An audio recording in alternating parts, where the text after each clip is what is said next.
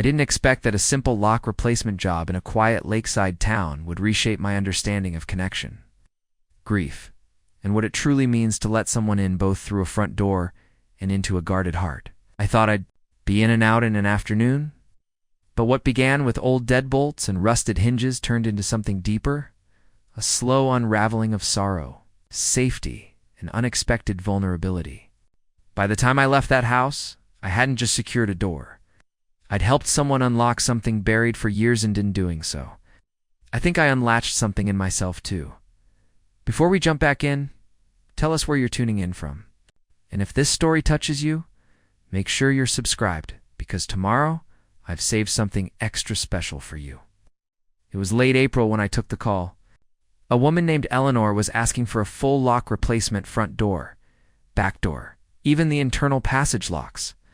Her voice was polite but formal, with a kind of stiffness that told me she wasn't the chatty type. She said the house was on Maple Hollow Road, near the lake. Knew the area. It was quiet, a place where people retired or healed or sometimes just hid. When I pulled into the gravel driveway, the house came into view, modest but beautiful. A weathered blue Victorian with soft white trim and ivy crawling up the left side, like a green sleeve gripping the arm of the house. The front porch creaked beneath my boots as I approached, toolbox in hand. She opened the door before I could knock. Tall, silver-streaked hair tied loosely at the back of her neck, and eyes that carried something heavy, like she'd seen too much, felt too much, and spoke about none of it. Where she wore a cream sweater and faded jeans, barefoot on the wooden floor. "You must be Mason," she said simply, stepping aside. Inside, the place was tidy to a fault, every corner clean, no clutter. Like it was more a museum of memories than a lived-in home. The air smelled like old books and cedar. She gestured toward the front door first, explaining what needed to be done. "I'd like them all changed," she said, "every single one. And not just recued. New locks, new keys." I nodded, asked a few technical questions. She answered briefly, never offering more than necessary. As I worked, she hovered for a moment, then disappeared into another room. I was halfway through disassembling the front lock when I noticed something odd. What? Each lock had an extra bolt, an aftermarket security plate, and double screws inside the casing. Whoever lived here before had been thorough, even paranoid. I asked if she had installed the old ones herself. "Oh," she said, from the kitchen doorway, her voice quiet but firm. "Husband did." There was a pause, one of those waited ones where the air seems to still. I didn't pry. Not yet. I moved on to the back door, which stuck a little in the frame. She followed me there, silently handing me a cold glass of water without a word. I thanked her, and she nodded without smiling. She watched me for a moment, and then said, almost absently, "I haven't had a man in this house in over 7 years." I looked up from the lock I was aligning. Her eyes weren't on me, but on the lake outside the back window. "Not since Harold died," she added, "more to the trees than to me." I murmured a quiet, "Sorry to hear that," and returned to my work, giving her space. She left the room again, but that one comment hung in the air like incense lingering, revealing it wasn't just a lock job. Not really. Something about the way she said it made that clear. The next few hours passed in silence, except for the occasional sound of a screw turning or my pencil scribbling measurements on the edge. Of the trim, I noticed photos on the mantle, mostly landscapes, a few of a younger woman in hiking boots, maybe her in her 30s. No photos with other people, no family shots. Just her and the outside world. I finished the front and back doors by mid-afternoon and told her I'd come back the next morning to replace the internal locks. She nodded and handed me a check already filled out. "You don't need to come tomorrow if you're busy," she said. "I can manage." I paused, watching her hand hover in the air with the check. "It's no trouble," I said. "Better to get it done right. You said you wanted them all changed." She hesitated, then said something that stuck with me. "It's strange. I've never felt unsafe in this house. Not really. But lately I don't know. I needed new locks." I nodded again. "Fresh locks can be like a reset. Peace of mind?" She didn't respond. Just turned and walked into the hallway, her sweater sleeves bunched at her elbows like she was trying to shrink into herself. Driving home that evening, I couldn't shake the feeling that she wasn't changing the locks because of a break-in or some external threat. It felt deeper than that, like the house had kept too many memories, and she was trying to protect herself from them more, maybe finally ready to face them head-on. The next morning, I pulled into the driveway again. I saw her sitting on the porch with a mug of tea. This time, she smiled faintly and stood as I approached. "The coffee's in the kitchen," she said. "Help yourself if you want." It was a small gesture, but it felt like a door had creaked open somewhere. Not physically, but emotionally. I nodded and thanked her, setting to work on the lock to the upstairs study. And as I worked, I noticed how quiet the house had become, not silent in an empty way, but in a watchful way. Like it was waiting for something to be said, something to be unlocked. I had a feeling it was coming. I just didn't know when. The morning air carried that kind of hush you only hear in lakeside towns where the wind rustles through pine branches and birds chirp like they've got nowhere else to be. As I climbed the steps to Eleanor's porch, again, I noticed the tea mug was still sitting where she'd left it earlier. Steam no longer rose from it, but the lipstick mark on the rim remained like a soft imprint of a forgotten moment. Nice. She was inside this time, already moving about the house, when I stepped through the open door. Right. From across the hallway before disappearing into what looked like a sunroom off to the right, I set down my toolbox near the staircase and went to work on the second-floor locks. The hallway upstairs was lined with framed paintings, landscapes mostly, all signed in the corner with a looping EL. I figured Eleanor had painted them herself. They had that soft, blurred realism that made you feel like you were inside the scene, breathing its air. One caught my eye: two figures walking across a narrow bridge, one slightly ahead of the other, both cloaked in long coats with the suggestion of wind at their backs. There was something about that one. The space between the two figures seemed deliberate, not lonely, but not close either. It reminded me of her somehow. The first lock I tackled was on a bedroom door, original brass hardware. It took some elbow grease, but I got the new set installed cleanly. The second room was a study. Shelves lined the walls, some filled with books, others empty like someone had slowly removed their contents over time but hadn't gotten around to filling the gaps. A desk sat under the window, blotter faded from sunlight. Next to it was a small chair with a cushion that looked well worn. On the corner of the desk, beneath a glass paperweight, was a photo of a man mid-40s, clean-shaven, smiling while holding a trout by the tail, clearly proud of his catch. Must have been Harold. His eyes had that twinkle some people get when they feel lucky in love. As I moved through the house, installing new locks on every room she'd listed, a quiet rhythm settled in. I'd hear the creak of a floorboard or the distant clink of a teacup and know she was nearby, moving through her day with an unspoken routine. Around mid-morning, she came to stand in the hallway where I was finishing the guest room lock. Arms were crossed, but not in a defensive way, more like she was trying to keep herself from fidgeting. She asked me if I wanted lunch. It caught me off guard. I'd brought my own sandwich in the truck, but something about the way she asked, hesitant, almost shy, made me say yes before I even thought about it. She led me into the kitchen and began slicing tomatoes without another word. The kitchen was warm and earthy, all copper pans and ceramic bowls. Sunlight filtered in through gauzy curtains, making the whole room glow. She worked with a practiced ease, and soon we were sitting at the small round table by the window, sandwiches between us and the lake, just visible beyond the trees. She didn't speak much at first, and neither did I. It wasn't awkward. It was the kind of silence that invites thought. I noticed a deep scar along the side of her left hand as she reached for her glass. It looked old, healed over, but thick as story, surely, but one she didn't offer. I didn't ask. Instead, I told her the study had some beautiful light and asked if the paintings in the hallway were hers. She nodded, said she hadn't painted in a while. She used to do landscapes from memory, but lately struggled to find something worth remembering. It was a sad thing to say, and it hung between us like a weight neither of us wanted to pick up. She shifted the topic then, asked how I'd gotten into locksmithing. I gave her the short version: ex-military, then a stint in private security, eventually found peace in fixing things instead of preventing break-ins. She listened carefully, nodding here and there, but didn't interrupt. When I mentioned I used to work in Chicago before moving out to smaller towns for quieter jobs, something shifted in her expression, like the mention of a city stirred a memory she didn't want to entertain. After lunch, she cleared the plates and insisted on doing the dishes alone.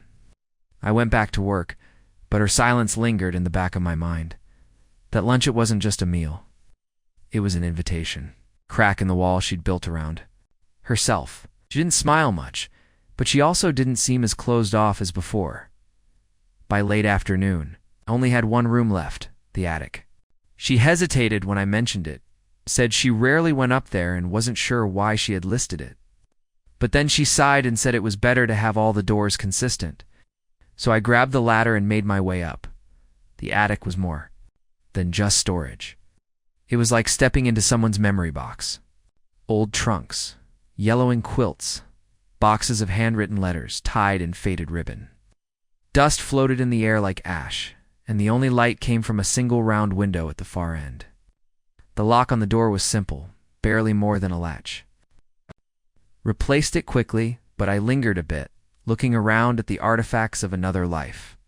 On top of one trunk was a stack of sheet music, each page dated and signed in the same script as the paintings downstairs, EL. Again, when I came down, she was in the living room, curled up in an armchair with a book she didn't appear to be reading. She looked up and asked if everything was finished. I told her yes, unless she had any more doors hidden away. That got a small smile out of her. Not much, but it was the first real crack in that porcelain expression she wore, like armor. Then she stood and walked over to the front door, ran her fingers over the new brass lock I'd installed the day before. She turned the knob, then turned it back, locked and unlocked it slowly, twice. Then she looked at me and said, not loudly, not dramatically, but with a quiet weariness that stopped me cold. You know, I've been locked out of love for years. It was so unexpected, so intimate, that I didn't even know what to say. She wasn't looking at me. She was looking at the lock, like she was trying to tell it the truth instead of me. I stayed silent. Anything I said would have felt too big or too small. And maybe silence was what she needed most. I didn't respond to what Eleanor said right away. The words sat between us like a dropped key on hardwoods, small but echoing with something far larger than their sound. She had spoken them to the lock, not to me, and I understood in that moment that it wasn't a confession she expected to be answered. It was an exhale, a release of something she'd been carrying so long that even saying it out loud felt like cracking open an old, sealed door. I nodded, just slightly, more to show I'd heard than to react. She stepped away and walked toward the kitchen, leaving me by the door with her statement ringing in my ears. I packed up my tools slowly. Each click of a latch, each screw being tucked back into its slot, felt more deliberate than usual. Job was technically done, but I didn't feel finished. And not in the professional sense.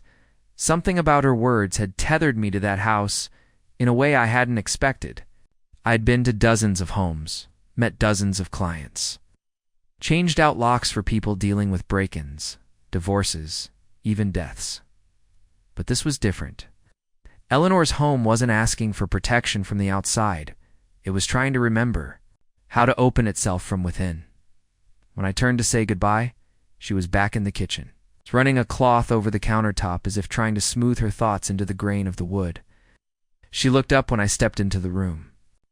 I told her everything was completed, that she could test each door at her leisure, and that I'd leave my card on the table in case anything felt off or stiff over the next few days. She nodded, thanked me in that same composed voice, and then she hesitated, hand still on the counter. I suppose you think I'm strange, she said quietly, not accusing, just observing. I shook my head. I think you're someone who deserves to feel safe, I replied. It was a small thing to say, but it felt like the right thing. She looked at me for a second longer than necessary, then said, "Thank you, Mason." With that, I turned and left. That should have been the end of it, but the next morning, as I was cleaning out my truck bed and organizing spare parts, I noticed the envelope. It had been slipped into the passenger side window at some point, tucked beneath the wiper blade. My name was written across the front in looping delicate script. Inside was a short note. If you have a moment later this week, I could use help fixing a door frame upstairs. No rush, just if you're available. It wasn't signed, but it didn't need to be. I stared at the note for a while, trying to decide whether it was a polite thank you or something more. The part of me that had spent years in silence working jobs without attachment, keeping things light and transactional, told me to leave it alone. But the other part, the quieter voice I'd learned to listen to in recent years, nudged me differently. So I texted the number on the work order sheet I'd saved from her initial call. Told her I'd be in her area on Thursday and could stop by. She responded with just one word. Okay. Thursday came, and with it, an overcast sky that made the lake look like a sheet of silver. Eleanor greeted me at the door this time, with slightly more warmth in her eyes. She wore a soft flannel shirt over jeans, sleeves rolled to her elbows, and her hair pulled up in a loose twist. The upstairs hallway was quieter than I remembered, the creaks beneath my boots echoing a little more sharply now that I wasn't working room to room. She led me to a guest bedroom where one of the door frames had split slightly near the latch. It's probably nothing, she said, but it's been bothering me.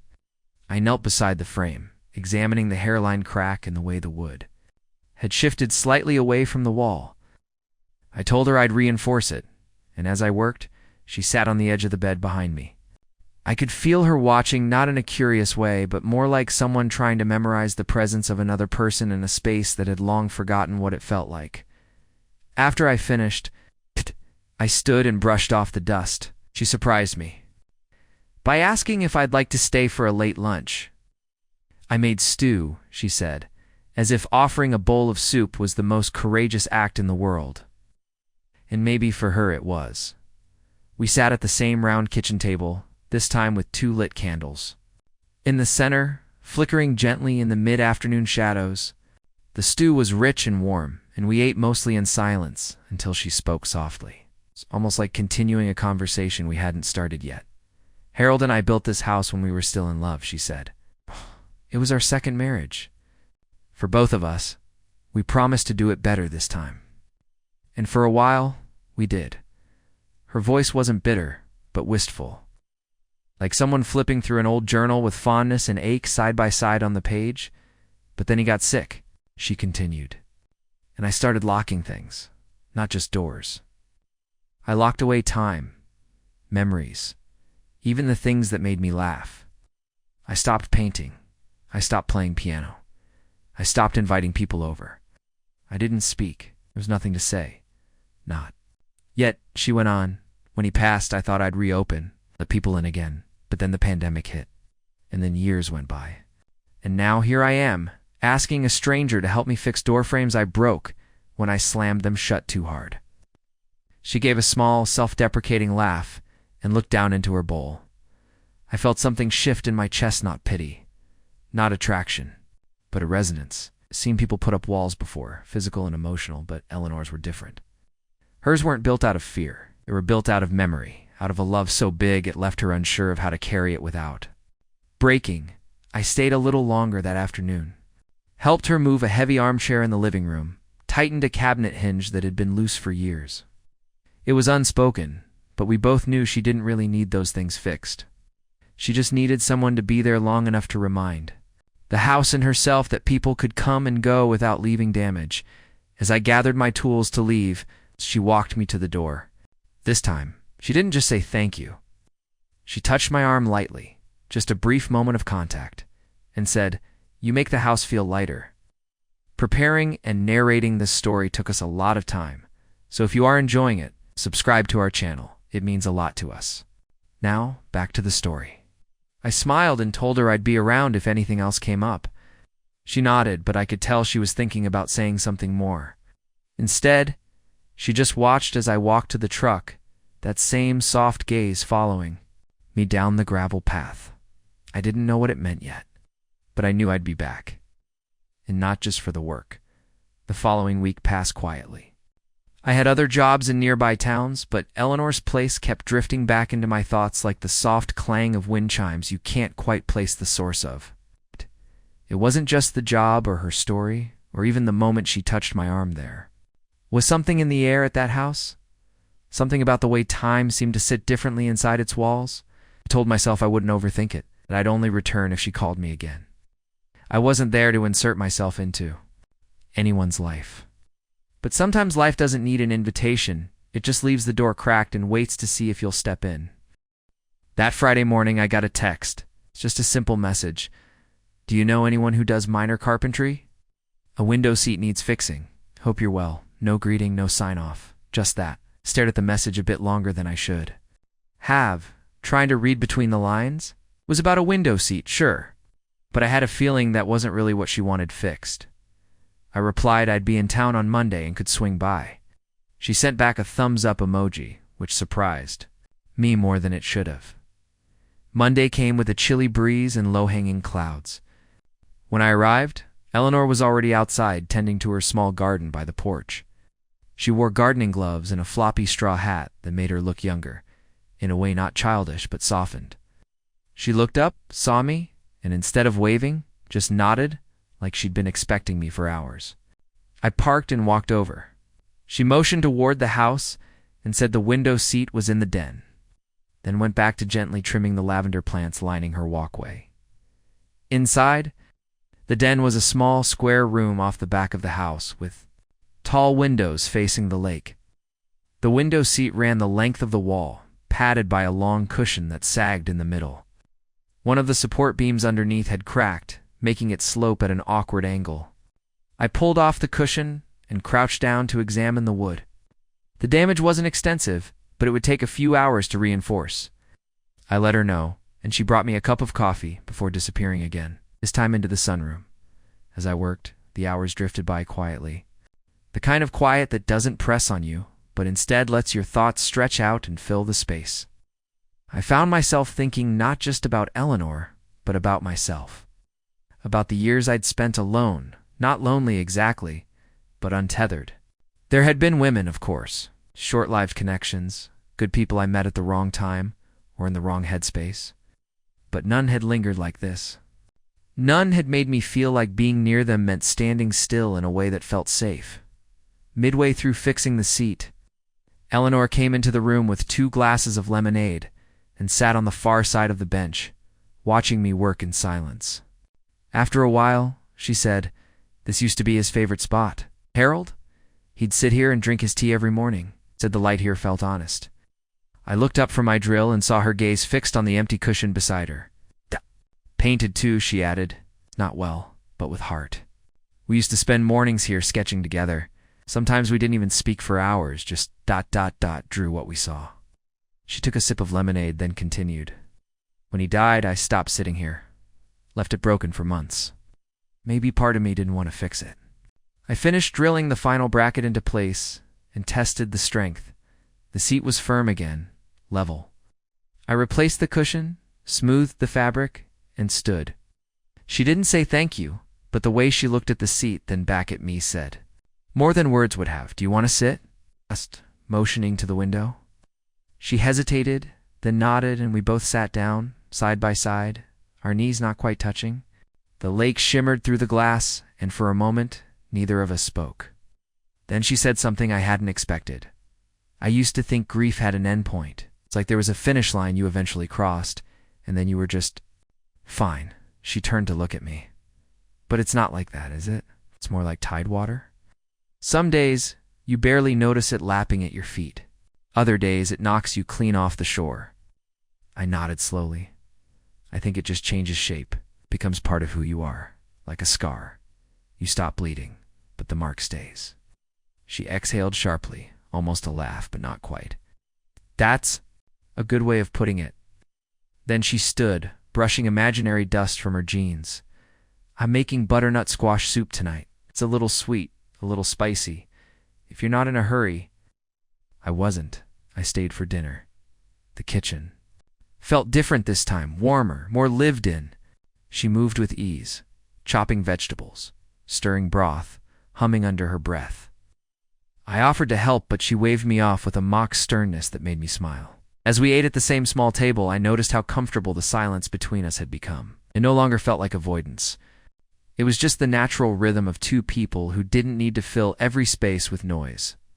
After dinner, we sat in the living room with a record playing softly in the background. She poured 2 glasses of wine and handed me one. To window. "Seats," she said, lifting her glass. I raised mine in return. We didn't talk much after that, just sat and listened to the music and watched the fire in the hearth crackle to life.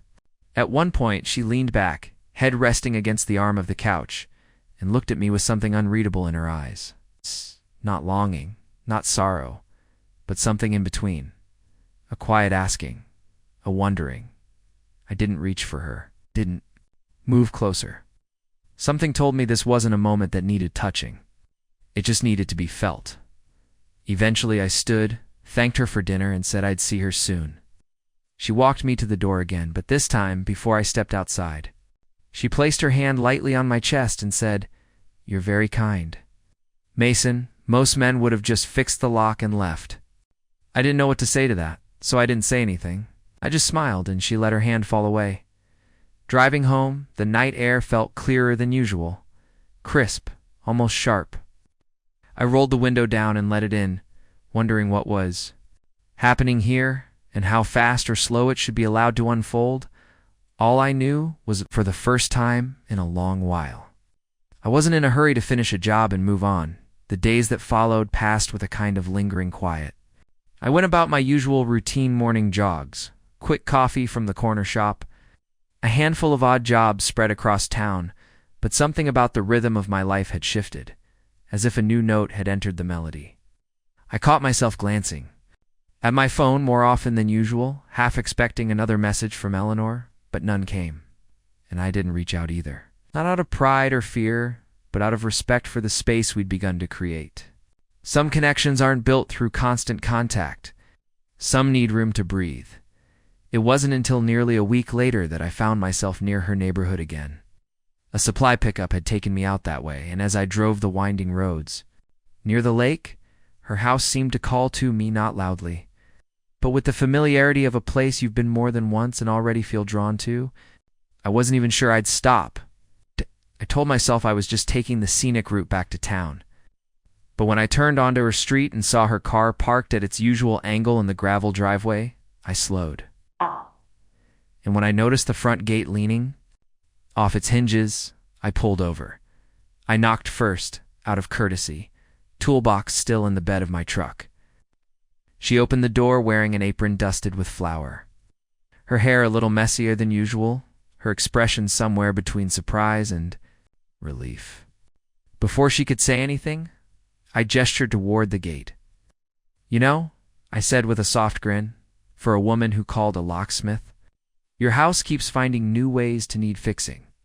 That made her laugh, a real one this time. Full and unguarded, she stepped aside, motioning me in. "The pie is for the neighbor's birthday," she said, wiping her hands on a towel, "but I wouldn't mind a second opinion on the crust." I followed her into the kitchen, and the smell of cinnamon and something sweet hit me immediately. It was cozy and warm in a way that felt like memory, like Sunday mornings from childhood, like the soft hum of a house with stories baked into its walls. She poured me a small cup of coffee without asking, added just the right amount of cream, and set it in front of me with a slice of pie she claimed wasn't quite finished yet. I took a bite anyway and told her it was better than most bakeries. She smiled, but shook her head like she didn't quite believe me. After pie and a few quiet minutes of conversation about nothing in particular, I stepped back outside and examined the gate. One of the hinges had rusted through, barely hanging on, and the wood was starting to warp from years of rain. It wasn't an urgent fix, but it was one of those things that could become a bigger problem if left alone. I told her I had the parts in the truck to at least stabilize it for now. She stood beside me as I worked, occasionally handing me screws or a screwdriver without needing to be asked. It was a small gesture, but it made the moment feel shared, like we were building something together even if it was just the corner of her fence. As I tightened the last bolt, she looked out at the lake and said, "You always seem to show up when the house needs something." I stood, brushing sawdust from my hands, and met her gaze. Maybe the house has better timing than we give it credit for. She didn't look away this time. Her eyes, soft and searching, held on to mine for a moment longer than necessary. Or maybe, she said slowly, some people just know when to knock. There was something unspoken in that exchange, something that neither of us tried to name. I didn't press it, she didn't explain, and that was enough. Before I left, she handed me a napkin-wrapped slice of the pie for the road. And with a nod and a quiet thank you, I drove off feeling like I was carrying something more than just dessert in the passenger seat. The following day brought rain, not a light drizzle, but a steady soaking downpour that turned roads to streams and tree branches into dripping arcs overhead. I had no job scheduled. It was the kind of weather that made people cancel appointments and stay tucked inside. Round noon, I found myself staring out the window, coffee cooling in my hand, wondering if she was doing the same just a few miles away. Then my phone buzzed. "Rainy days are good for piano," the message read. "Ever played?" I smiled before I even realized I was doing it. My reply was immediate. "Not well, but I'm a fast learner." 10 minutes later, I was back in the truck, windshield wipers struggling against the downpour as I drove toward her place with a strange flutter in my chest. It wasn't nerves exactly. It was something gentler, like anticipation that had forgotten how to dress itself. She met me at the door in a soft sweater and socks, hair pulled back, eyes bright even in the gloom. The piano was in the sunroom, an upright Yamaha with a faded finish and a few chipped keys, but beautiful nonetheless. She lifted the cover and played a few notes, simple and elegant. I sat beside her on the bench, the cushion slightly lopsided but warm from her presence. We didn't play anything complicated. She walked me through a few basic chords. Then we stumbled our way through a duet, her guiding, me fumbling, both of us laughing in a way that softened the room. At one point, she rested her hand over mine to help reposition my fingers, and the contact sent a quiet warmth up my arm, settling somewhere beneath my ribs. "You're better than you think," she said softly, and I wasn't sure if she meant the piano or something else entirely. We played until the rain eased into a gentle patter, and the sky took on that soft, forgiving gray that always comes after a storm. Eventually, she stood to make tea, leaving me alone with the piano. I played a few tentative notes on my own, nothing melodic, just feeling the keys under my fingers. The bench still held her warmth beside me, and something in that moment felt so profoundly calm that I didn't want to move. She returned with 2 mugs and sat beside me again. We sipped in silence, and then, almost out of nowhere, she said, "I used to think if I ever let someone in again, it would mean letting go of Harold." I turned slightly to look at her, but she kept her eyes on the keys. But lately, she continued, "I've been wondering if it's possible to carry both. To love what was, ... and also allow space for something new." The room felt impossibly still, like even the dust in the air was holding its breath. I didn't answer right away. I just let my hand rest on the bench beside hers, not touching, not assuming, just there. Finally, I said, "I think love doesn't ask us to replace. It just asks us to expand." She didn't reply, but her hand drifted slightly, just enough for our fingers to brush, and we stayed that way. The rain quieting, the piano humming with the ghost of our unfinished song. It was strange how quickly something could shift without a single word being spoken. After that afternoon at the piano, something between Eleanor and me began to feel ... different, not urgent, not loud, but present. Like the first warmth in the air before spring arrives. Quiet and unmistakable. We didn't call it anything, we didn't need to, but I could feel the difference in the way she looked at me. The way her voice softened when I stepped into the room. Our footsteps didn't echo with quite as much distance when she moved past me. In the days that followed, we saw each other more often, not because anything demanded it, but because we simply wanted to. She'd text me when a drawer stuck, or when a bulb flickered. I'd offer to drop by with spare parts I didn't really need to bring. And sometimes, like on Thursday, I'd show up with a coffee in hand and no excuse at all. She never asked for a reason. She just opened the door, stepped aside, and let me in. That day, I found her rearranging the bookshelves in the den. Window seat I'd fixed was now covered with a fresh cushion and a folded knit blanket, like it had officially been invited back into daily life. The books she held were worn, some with curled corners and faded spines. She smiled when she saw me, held one up, and said this one was my mother's. She read it to me every night until I could recite it by heart. I haven't opened it in years. I set the coffee down and took it from her hands gently. Let's put it somewhere it can be seen, I said, and we placed it in the middle shelf, angled slightly, like it mattered more than the rest. She stood back, looking at it with her arms folded, a soft light in her eyes. Funny, she murmured, how little things carry the heaviest memories. We spent the rest of that afternoon talking about books, swapping stories, and moving titles around until the shelf looked less like storage and more like a reflection of a life well lived. She pulled out a few of Harold's, too, hesitated over them, then tucked them into the highest row with a sort of reverence. He'd want them here, she said, not collecting dust in a box. By evening, a light breeze had rolled in through the open windows, carrying the scent of pine and something faintly floral. We sat on the newly made window seat, watching the lake shimmer under the lowering sun.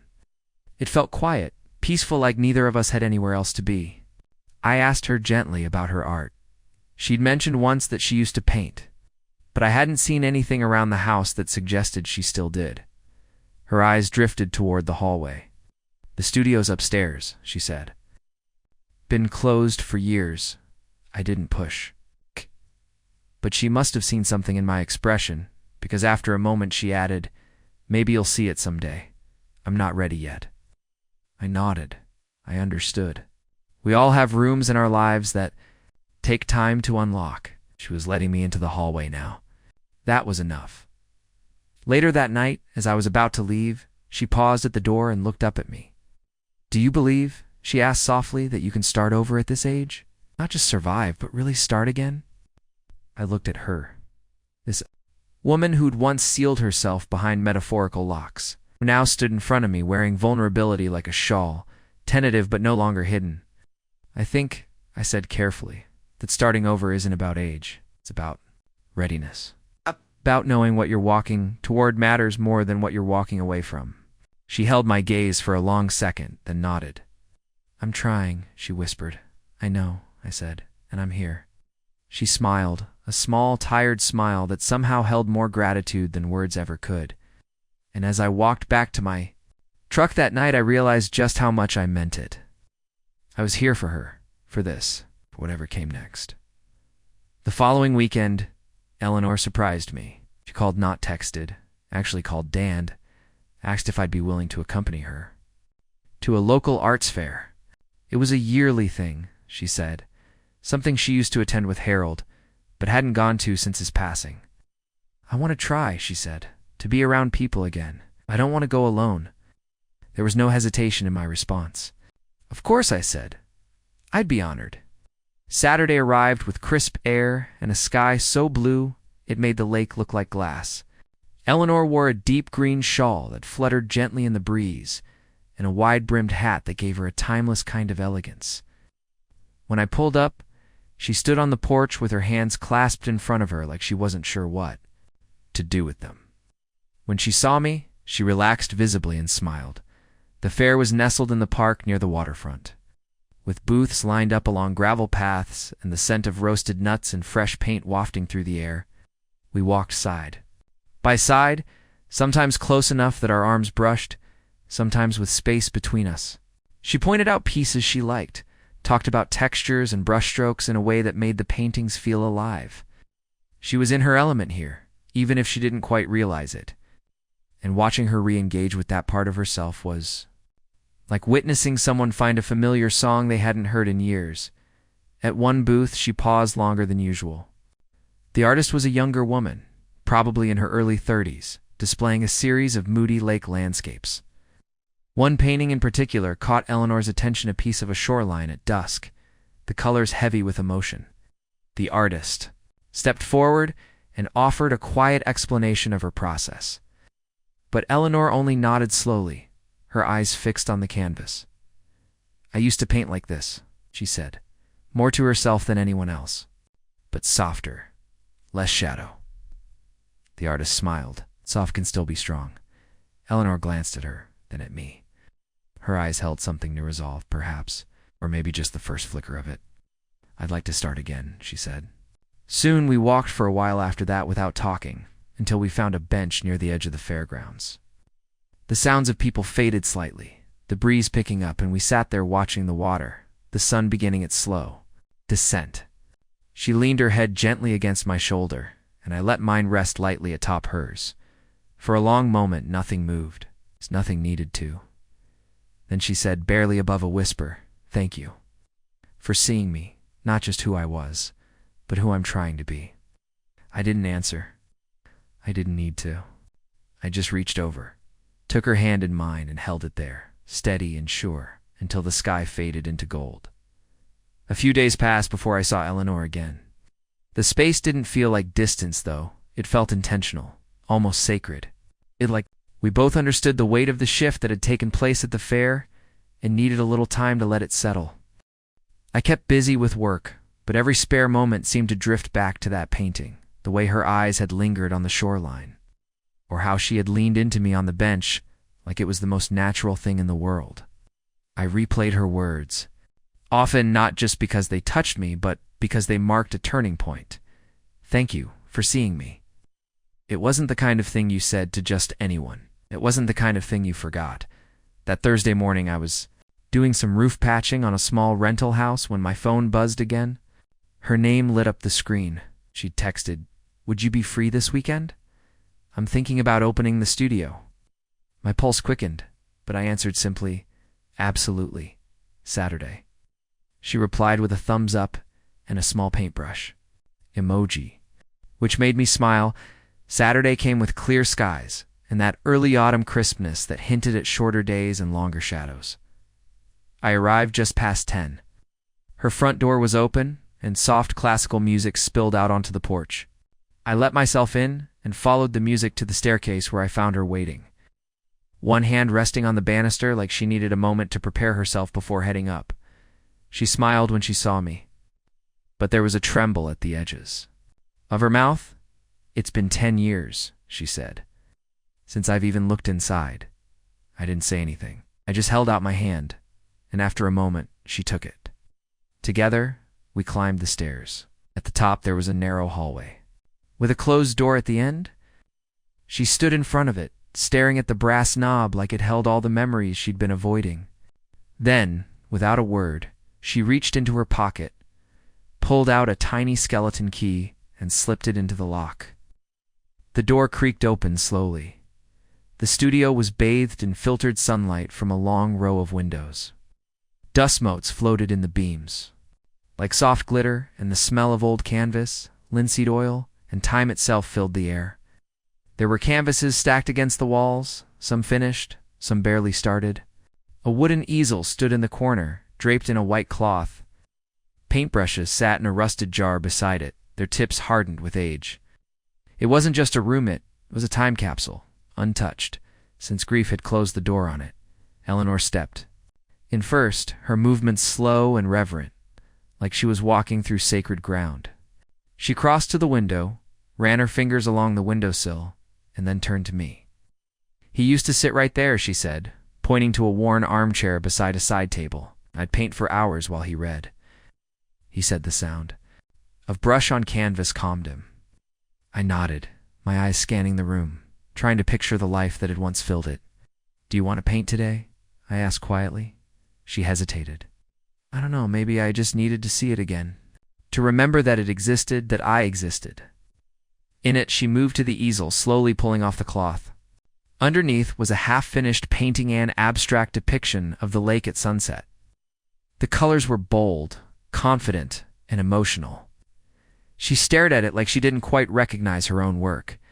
"I was working on this when he got sick," she murmured. "I never finished it. I didn't know how. It felt like finishing it meant leaving him behind." I stepped closer, letting the silence wrap around us for a moment. "Maybe finishing it doesn't mean leaving him behind," I said. "Maybe it means bringing him forward, letting him live through your hands again." Her eyes shimmered as she looked at me. She didn't respond right away, but her hand reached for the brush jar. She pulled one out, flexed it gently between her fingers, then dipped it into the dried paint tray. The motion was slow, unsure, but as she lifted the brush to the canvas, something in her posture changed. Her shoulders dropped, her breath steadied. And with one delicate stroke, she began to paint. I stepped back and let her have the space. I sat in the armchair where Harold once had, watching her rediscover a piece of herself she'd buried long ago. It wasn't about art that day. It wasn't even about memory. It was about reclamation. About taking something back that grief had tried to steal. She painted for over an hour, quietly, methodically. Then she paused and looked over her shoulder at me. "Would you mind," she said softly, "sitting for me sometime? I've never painted a portrait of someone I met after Harold." There was a vulnerability in the question that humbled me. "I'd be honored," I said. She smiled, a real one, full and unguarded like that day, with the paean nodded. Then she cleaned her brush, placed it gently into the jar, and stood back from the easel. "It's not finished," she said, "but it's alive again." We left the studio shortly after, and as we walked down the stairs, she glanced sideways at me and said, "You've been picking locks without even realizing it." I chuckled. Old habit. That evening, as we shared a light dinner on the back porch, the conversation drifted to past relationships, the roads we'd both walked to get here. I told her about a woman I'd nearly married in my 30s, how it unraveled not out of drama, but misalignment. She wanted a life that moved fast, I said. I didn't. I wanted slower days, meaningful ones. Eleanor nodded, sipping her wine. That's the thing, isn't it? When you're young, you think love is supposed to be loud, passionate, fireworks, but now, I think I'd rather have something quiet, something that doesn't burn you up but keeps you warm. We didn't kiss that night, didn't even touch. But when I left, she walked me to the door, and just before I stepped out, she looked at me and said, "I'm not locked out anymore. The door's open. Maybe not wide, but open." I nodded slowly. "Then I'll keep showing up," I said, "till you're ready to let someone in." She smiled. "You already have." And as I drove home beneath a sky thick with stars, I knew that neither of us was alone in our starting over anymore. The air had turned cooler in the days that followed, a kind of soft chill that tugged at your sleeves and whispered that summer had quietly taken its final bow. Trees along the road had started to turn just slightly, their green tips now tinged with early golds and rusted reds. I found myself looking at the world differently, more carefully, more deliberately. The smallest changes stood out to me. The shifting light, the softness in a passing breeze, the way I caught myself smiling when my phone vibrated in my pocket. Eleanor didn't always message with words. Sometimes it was a photo of the lake at dusk. Sometimes it was a song link. Once it was just a single line of poetry with no context at all. But somehow, each time, I knew exactly what she meant. We weren't seeing each other every day, but the spaces in between never felt empty. They felt like time we both needed to grow into whatever this thing was slowly becoming. She was no longer just the woman with the broken locks or the quiet grief. She was Eleanor now, full complex in motion.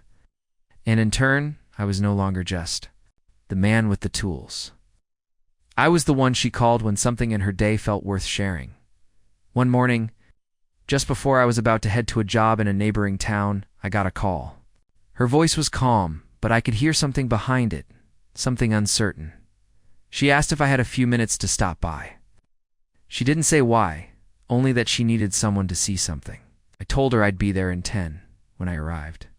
She was waiting on the porch, a cardigan pulled tight around her, a small canvas in her hands.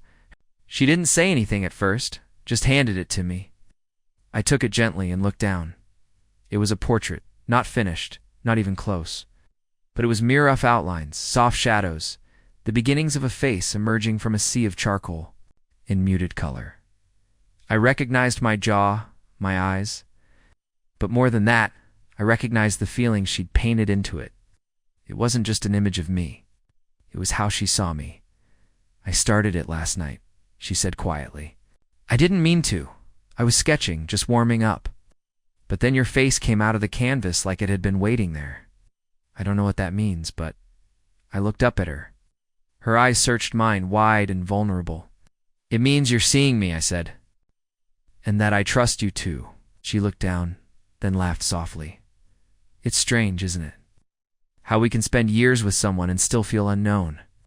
And then suddenly, someone walks in and starts seeing right through us like it's nothing. It's not nothing, I said, handing the painting back. It's everything. She smiled and invited me in. We spent a few quiet minutes in the kitchen while she poured coffee, the kind of silence that didn't feel heavy, just full. I noticed her humming, barely audible, but present. It was the first time I'd heard her do that. I didn't mention it, but it stayed with me. That morning turned into an entire afternoon. I called the job off with a brief apology and a promise to reschedule. It wasn't irresponsibility, it was intuition. Some moments don't wait. Some doors open only once, and you don't leave them unanswered. She showed me more of her artwork pieces. From years ago, tucked behind others in the studio.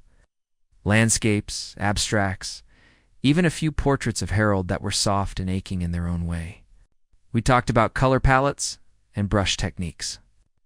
About the way art can hold a moment frozen, even if you weren't ready to feel it when you first painted it.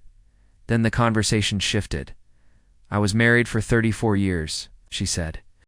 Suddenly, still flipping through a stack of old sketchbooks, and for the last 6 of them, I was alone. I didn't interrupt. I didn't flinch. He was alive, she continued. But he wasn't really with me. Not emotionally. He stopped showing up not just in the room, but in the conversation, in the plans, in the little details. Kept thinking it was just a rough patch. I waited for him to come back, but he never did. She looked up then, her eyes shining not with sadness, but with clarity. When he died, people kept telling me how strong I was, how gracefully I handled the loss. But they didn't know I'd already grieved him long before the funeral. They didn't know that the real loss wasn't his death, it was the years of disappearing before that.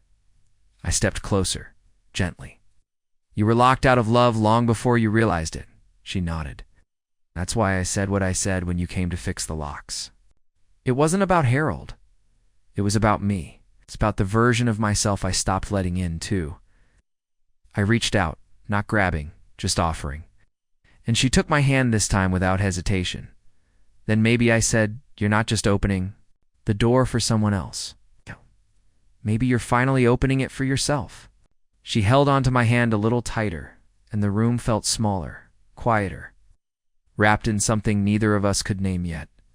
The rest of that day unfolded slowly. We didn't rush through the conversation. We didn't fill every silence. Let the words come as they wanted to, and we sat with them when they did. We cooked dinner together, nothing fancy, just pasta and roasted vegetables, but it felt like a ceremony, like we were learning how to be around each other, not as strangers or companions, but as something braver. Later, as I was leaving, she walked me to the porch again. The night air was cool, and the stars had come out, spread across the sky like someone had thrown diamonds on velvet. She stepped close, wrapped her arms around herself, and said, "You know what's strange? I don't feel afraid anymore." "Of what?" I asked. "Of being known," she replied. "Of being seen and not turning away from it." I didn't answer with words. I stepped forward and wrapped her in a hug. Not brief, not lingering, just full, present. She melted into it, her hands finding the middle of my back like they belonged there. When we pulled apart, she looked up at me, and for the first time, there was no hesitation in her voice when she said, "You can come back tomorrow." "If you want," I smiled, "I'll bring breakfast." She nodded. "Good, I'll make coffee." As I walked back to the truck, I realized that this wasn't just a slow beginning. It was a gentle reclaiming, a love, of art, of voice, of self. And it wasn't just Eleanor's journey. It was mine too. The next morning arrived with the quiet promise of something familiar and new all at once. I woke up early, not from an alarm, but from something gentler.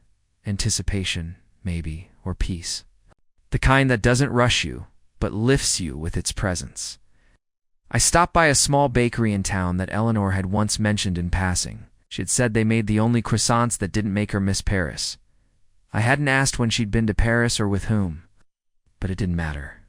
What mattered was remembering the things that made her eyes light up, even if only a little. I picked up 2 of those croissants, a slice of lemon loaf, and a carton of fresh squeezed orange juice. It wasn't a grand breakfast, but it felt like something that could start a morning with meaning. When I pulled into her driveway, the porch light was still on, flickering faintly against the soft sunlight filtering through the trees. She opened the door before I could even knock, wearing a thick knit sweater over loose linen pants, and her hair loosely tied at the back of her neck. There was something effortless about her that morning, as if she'd finally stopped editing, the version of herself she allowed others to see. She smiled, saw the bag in my hand, stepped aside to let me in without a word. We sat at the kitchen table, sipping coffee and tearing croissants in half like old friends who'd been doing this for years. The silence between us was no longer shy or searching it had found its rhythm, comfortable, mutual, like 2 melodies learning to harmonize. She told me more about Paris that morning, how she and her sister had gone when they were in their 20s, just the 2 of them with backpacks and journals and no plans beyond where the next train might take them. We got lost a lot, she said with a soft laugh, but we kept ending up exactly where we were supposed to be. It's funny how that works. I asked about her sister, and Eleanor's smile dimmed just a little. She passed away 3 years ago, she said quietly. Cancer. Fast. Cruel. She took a sip of her coffee and stared at the steam for a moment before continuing. She was the brave one, the loud one. The reason I took chances, she died, it was like a piece of me went quiet. I reached across the table and rested my hand gently on hers. She didn't flinch. She turned her hand over and laced her fingers through mine, grounding herself in the moment. I think she'd be proud of you, I said. Eleanor looked at me. For a long moment, eyes glistening but steady. She used to tell me that my art was more honest than I was, she said. That I painted things I couldn't say aloud. Maybe I'm finally ready to say them now. After breakfast, she invited me upstairs again, but not to the studio. This time, she led me down the hallway into a room I hadn't seen before. It was smaller than I expected, lined with shelves, soft light pouring in from a skylight overhead. The walls were painted in pale blue, and in the center stood a large antique table covered in photographs, old letters, and scattered journals. This was my sister's room, Eleanor said. After she passed, I brought some of her things. Here, I wasn't ready to let go, but I also wasn't ready to keep them close. I thought maybe you'd help me go through them. The question caught me off guard, not because it was too intimate, but because of the trust it implied. Sorting through someone's memories, especially someone you've lost, is a kind of sacred work. It's not about tidying. It's about witnessing, holding space for who they were, who they meant, and who they left behind. I nodded. Of course, we spent hours in that room, opening boxes, reading little notes scrawled in the margins of paperbacks, laughing at pictures of 2 wild-haired girls dancing on beaches and riding bicycles through cobbled streets. There were postcards. Never sent, letters never finished. Eleanor read them aloud sometimes, her voice steady, then soft, then silent. Every now and then, she'd stop and hold something close to her chest. Not crying, just breathing it in. This, she said at one point, holding up a worn leather bracelet.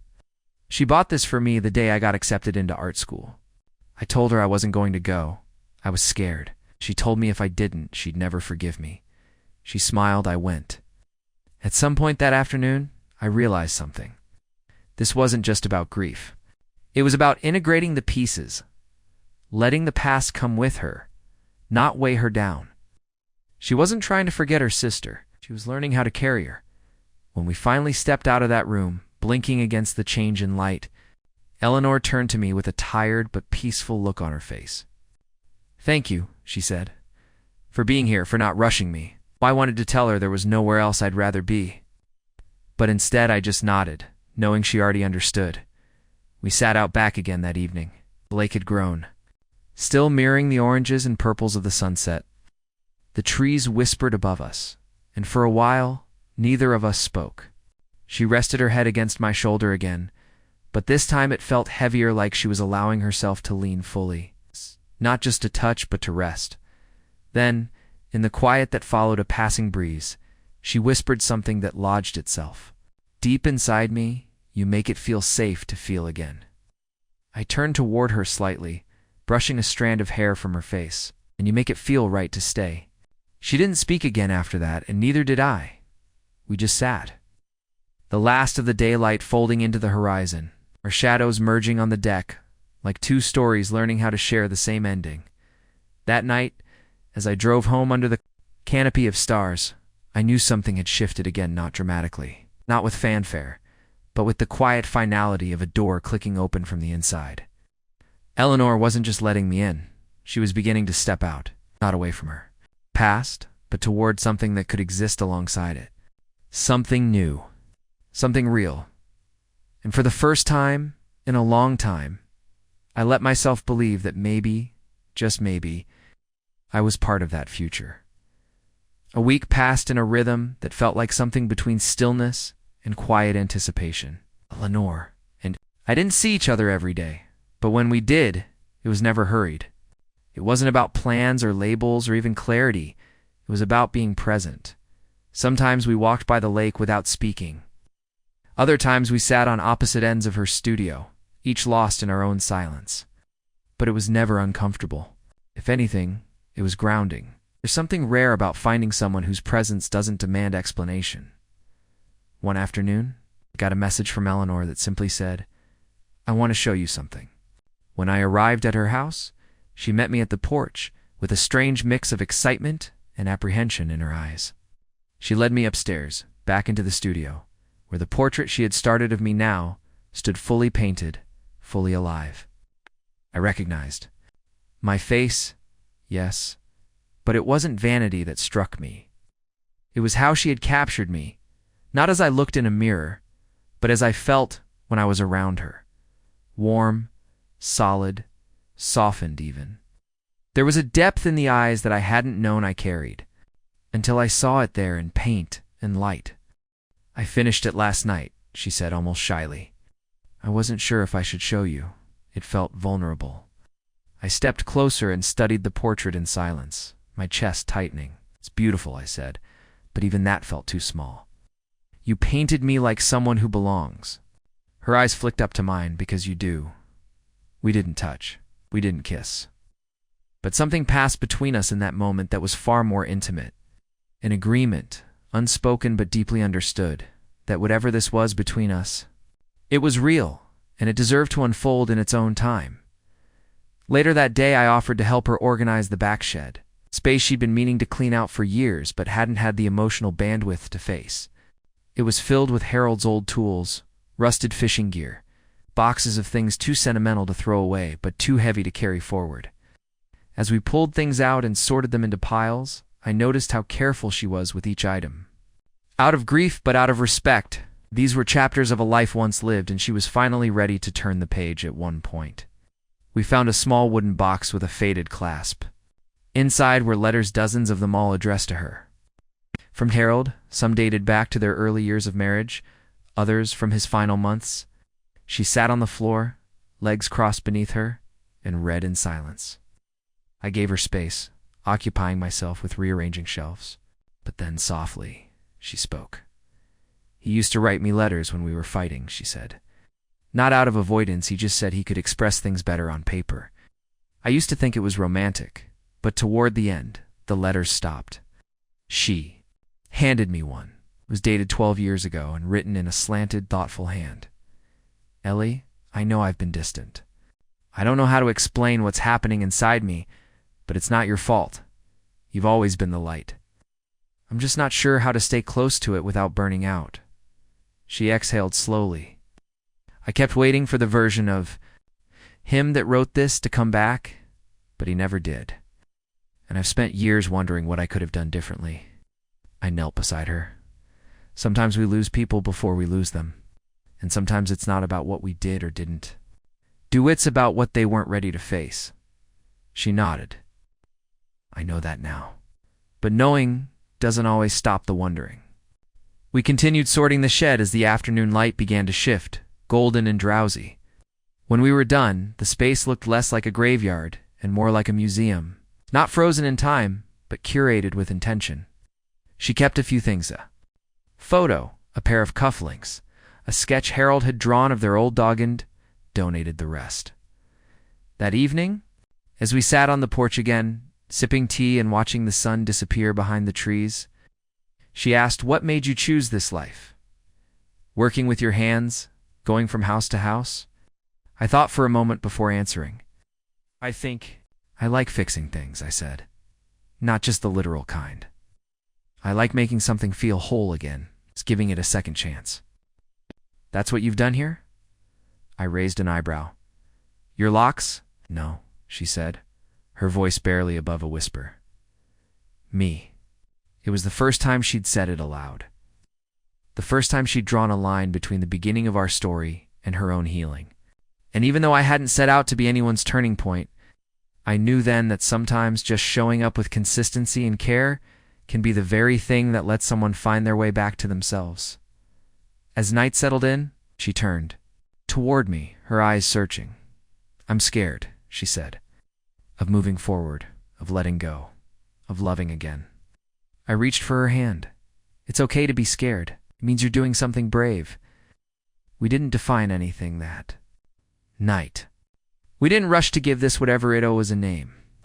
But we stayed on that porch until long after the stars had taken over the sky. Until the silence between us became the kind you could lean into and trust. And when I finally stood to leave, she didn't say goodbye. She just said, "Come back tomorrow." I nodded. Always. As I drove home, windows down, wind in my face, I realized something simple but profound. The door she had once said was locked wasn't just open now, it was beckoning. And the woman inside, the one who had once lived behind grief and memory and silence, was finally stepping forward with both feet. Not for me. Not even for love, but for herself. The next few days unfolded in a cadence that felt almost too natural, like chapters we had unknowingly rehearsed. I kept coming back not because I felt obligated, but because something inside me felt drawn. Like a current pulling me toward the shore after drifting at sea. Eleanor began opening up in small, meaningful ways. She would share memories as we washed dishes, talk about childhood stories while watering her garden, or reflect on past regrets over breakfast. There was a softness to her now, but also a quiet strength, like someone relearning how to carry her own name with confidence. One morning, I arrived to find her already outside, kneeling beside a row of lavender plants she'd decided to repot. She looked up at me and grinned as dirt streaked her cheek. It wasn't the kind of grin you give to company, it was the kind you give to someone who belongs. I offered to help, and without words, she handed me a trowel and moved aside so I could kneel beside her. We worked like that for a while, our hands deep in soil, the sun warming our backs. The silence between us filled only with the rustling of leaves and the occasional bird call. There was something deeply grounding about that kind of labor sheared, unhurried, wordless. At one point, she sat back on her heels, wiped her forehead with the sleeve of her sweater and said, "I used to do this with my mother when I was little. She'd talk to the plants like they were old friends." She laughed lightly, said they grew better when they were seen. I glanced at the lavender in her hands. Maybe we all do. She looked at me then, her eyes lingering in that way. They sometimes did soft but searching. "I'm not used to being seen without needing to perform," she said. "Without earning it." "You don't have to earn anything with me," I said gently. "You already exist. That's enough." We finished the gardening, cleaned up, and spent the afternoon on her porch, watching the clouds gather. A storm was coming. We could feel it in the air. It didn't rush in all at once, but crept in slowly, wrapping the sky in heavy gray and teasing the wind through the trees. Eleanor seemed to grow quieter as the sky darkened. Her eyes flicked toward the horizon often, like she was bracing for something more than just rain.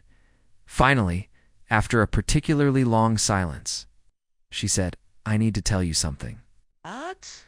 Her voice was even, but her hands gripped the mug in her. Lapped too tightly, I turned toward her, giving her my full attention. It's about Harold, she began. About the last year before he died. I didn't interrupt. I just waited. He wasn't just distant. He was angry. Not all the time, not in ways people would notice. But with me, he withdrew affection, but not control. Questioned my every decision, my art, my spending, my friends. He didn't hit me. He never yelled. But he chipped away at me day after day, until I started to believe I didn't deserve to be seen or loved anymore. She paused, the wind brushing a strand of hair across her face. I reached out slowly and tucked it behind her ear. I'm sorry, I said. Not because it felt like the right thing, but because it was the only thing that carried the weight of that moment. She nodded. I don't tell people that part. They all thought we were the perfect couple, and I let them. Because admitting the truth meant admitting I stayed longer than I should have. It meant facing the version of me that allowed herself to disappear. You didn't disappear, I said softly. You survived. A tear rolled down her cheek, and she didn't wipe it away. After he died, people pitied me, but I didn't mourn the way they expected. I mourned what never was, what should have been. And when I told you that day about being locked out of love, I wasn't just talking about him. I was talking about myself. I locked myself out, too. I leaned forward, closing the small space between us. Then maybe now is the time to find the key. She met my gaze and held it. Shh, that's what scares me. Duh. What if I find it? Open the door and there's nothing on the other side. I took her hand in both of mine. Then we'll build something there. Together. The first drop of rain fell between us, landing on the porch with a soft tap. Then another, and another. We didn't move. We let it happen, like the sky was, weeping gently on our behalf. When the rain grew heavier, she finally stood and pulled me inside. That night, the storm raged. Thunder cracked like bones breaking in the distance, and wind clawed at the windows. I was still there, seated beside her on the couch, both of us wrapped in blankets. The world outside churning and wild, but something between us felt still, anchored. She laid her head against my shoulder. I rested mine against hers. I've never felt this safe in chaos, she whispered. I knew what she meant. It wasn't about the storm. It was about the permission to fall apart in someone else's presence without fear of being abandoned. We didn't speak for a long time after that. We just listened to the storm, to our breathing, to the hush that settles when two people are no longer guarding themselves. When the power flickered out, we lit candles. When the wind howled, she pulled the blanket tighter around us. And when I looked at her, truly looked at her, I saw not just the woman rebuilding her life, but the girl inside her finally being let back in from the cold. Eventually, she fell asleep beside me, her breathing slow and even. I didn't move. I just watched the candlelight dance across her face and let myself feel what I had been carefully avoiding.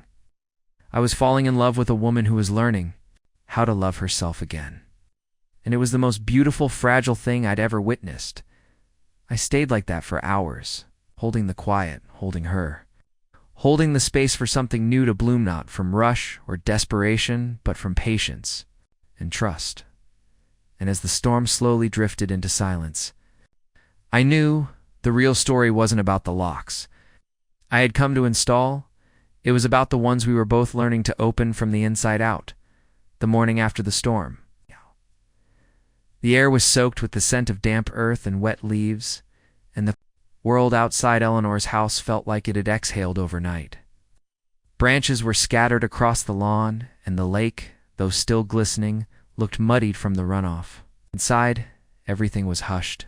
Eleanor was still asleep on the couch, curled into the blanket, like she was trying to preserve the warmth of yesterday. I made coffee quietly, careful not to wake her, though part of me hoped she'd stir so we could sit in the quiet morning together, when she did eventually open her eyes. She looked at me with a softness that was different, more vulnerable than before, like the defenses she had learned to wear had cracked in the storm, and she hadn't bothered to patch them up yet. She sat up slowly, pulling the blanket around her shoulders, and watched me for a long moment before speaking. Did you stay the whole night? I did, I said, pouring her a cup of coffee and handing it to her. Didn't want to leave you alone. She accepted it with a quiet nod. Thank you. We sat across from each other, neither of us quite sure what the new rules were. Everything felt shifted closer, but also heavier. Like we were standing at the edge of something deeper, something that required careful footing. After a while, Eleanor set her cup down and stretched. I think I want to paint again today, she said. Not the kind of painting that's neat or safe. The kind that gets your hands dirty. The kind that doesn't care if it turns out beautiful. Then I'll be here, I said. If you want company or silence, just someone to hand you more brushes. She smiled, and it was the kind of smile that didn't ask for permission to exist. It simply did. That afternoon, we moved to the studio. Eleanor opened up the old wooden chest where she kept her unused supplies canvases that hadn't yet met purpose. Brushes stiff with time, tubes of paint crusted shut. She laid them all out and stared at them like they were old friends she hadn't seen in years. Then, without warning, she dipped her fingers into a jar of dark blue and smeared it across a fresh canvas. There was no plan, no sketch, no outline. Just motion, just emotion. For hours she moved with the paint like it was music layering, scraping, blending, stopping only to breathe. I watched from the side, entranced not by the painting itself, but by her, by the release, the permission, the reclaiming of something that had been hers all along. When she finally stepped back, her hands stained with colors and her cheeks flushed with life. She looked at me like she was waking up. I forgot how good this feels, she said, voice cracking just slightly. I forgot what it's like to make something just because I can. It's like breathing, I said. You don't know how much you've been holding your breath until you finally exhale. She nodded, and then, for the first time, walked over and wrapped her arms around me. It wasn't romantic. It wasn't desperate. It was grounding. She held on like someone anchoring herself to the present. I held her back just as tightly. Over the next few days, she painted more. She brought out old canvases and repainted over them. She layered stories and colors, sometimes laughing, sometimes crying, and I stayed fixing little things around the house, cooking simple meals, sitting beside her as she created, or just existing nearby as she healed. But with healing comes discomfort. And one evening, as we sat together, a strange tension settled. Between us, it wasn't about silence. It was about the unsaid. She finally broke it. Do you ever wonder what we're doing? She asked. I looked up from my book. In what way? She hesitated. Us. This. Whatever it is we've become. I set the book down. Every day, I admitted, but not in a way that scares me. In a way that makes me want to keep showing up. She nodded slowly. I think that's what scares me. I could want something again, that I could lose it. Can't lose something that hasn't been promised, I said gently. But you can build something that chooses to stay. She looked away, out the window where the sky had begun to darken. I've never been good at the in-between. I either stay closed or throw myself into the fire, but this slow unfolding. It's unfamiliar. Unfamiliar isn't bad, I said. It just means it's honest. That night, she didn't sleep on the couch. I asked me to stay again, but this time, I slept in the guest room. Not because we were avoiding something, but because she was honoring the pace of her own healing. Because love, real love, doesn't demand or rush. It respects. The next morning brought with it a surprise envelope on the kitchen table with my name on it in her handwriting. I opened it to find a small sketch. It was me, sitting on her porch, coffee in hand, surrounded by early morning light. Below it, she had written, "You make ordinary moments feel like art." I didn't know what to say, so I didn't say anything, just held it, memorized it, and folded it carefully to keep with me. That afternoon, she invited me to go into town with her. She wanted to visit the community art center where she used to teach classes. It had been years since she stepped foot in the place. I drove us there, and as we approached the building, I saw her hands begin to tremble slightly. You okay? I asked. She nodded. I think so. Inside, the space smelled of oil paint, sawdust, and old paper. A few people recognized her instantly, offering warm hellos and surprised glances. One of the coordinators, a woman named June, hugged her tightly and said, "It's been too long." Eleanor smiled, but I could see the hesitation behind her. June asked if she wanted to lead a workshop next month. "No pressure," she said, "but people still ask about you. Still talk about your classes?" Eleanor looked at me as if searching for strength. She didn't say a word. I just held her gaze until she turned back and said, "I'll think about it." On the way back home, she was quiet. But it wasn't a retreating silence. It was contemplative, like someone beginning to remember what they're capable of. That evening, we sat on the porch again. The wind had picked up, and the sky was a pale orange. She turned to me and said something that caught me off guard. "I don't think I was ever truly loved for who I am. I think people loved the version of me I gave them. Yeah, but you see the parts I don't show, and you stay." I reached for her hand, because the version you hide is the one worth loving most. She squeezed my fingers, and I saw something flicker behind her eyes. Hope, maybe, or belief. That night I realized the locks I'd helped her install weeks ago weren't just physical. They were metaphors, barriers, symbols of protection.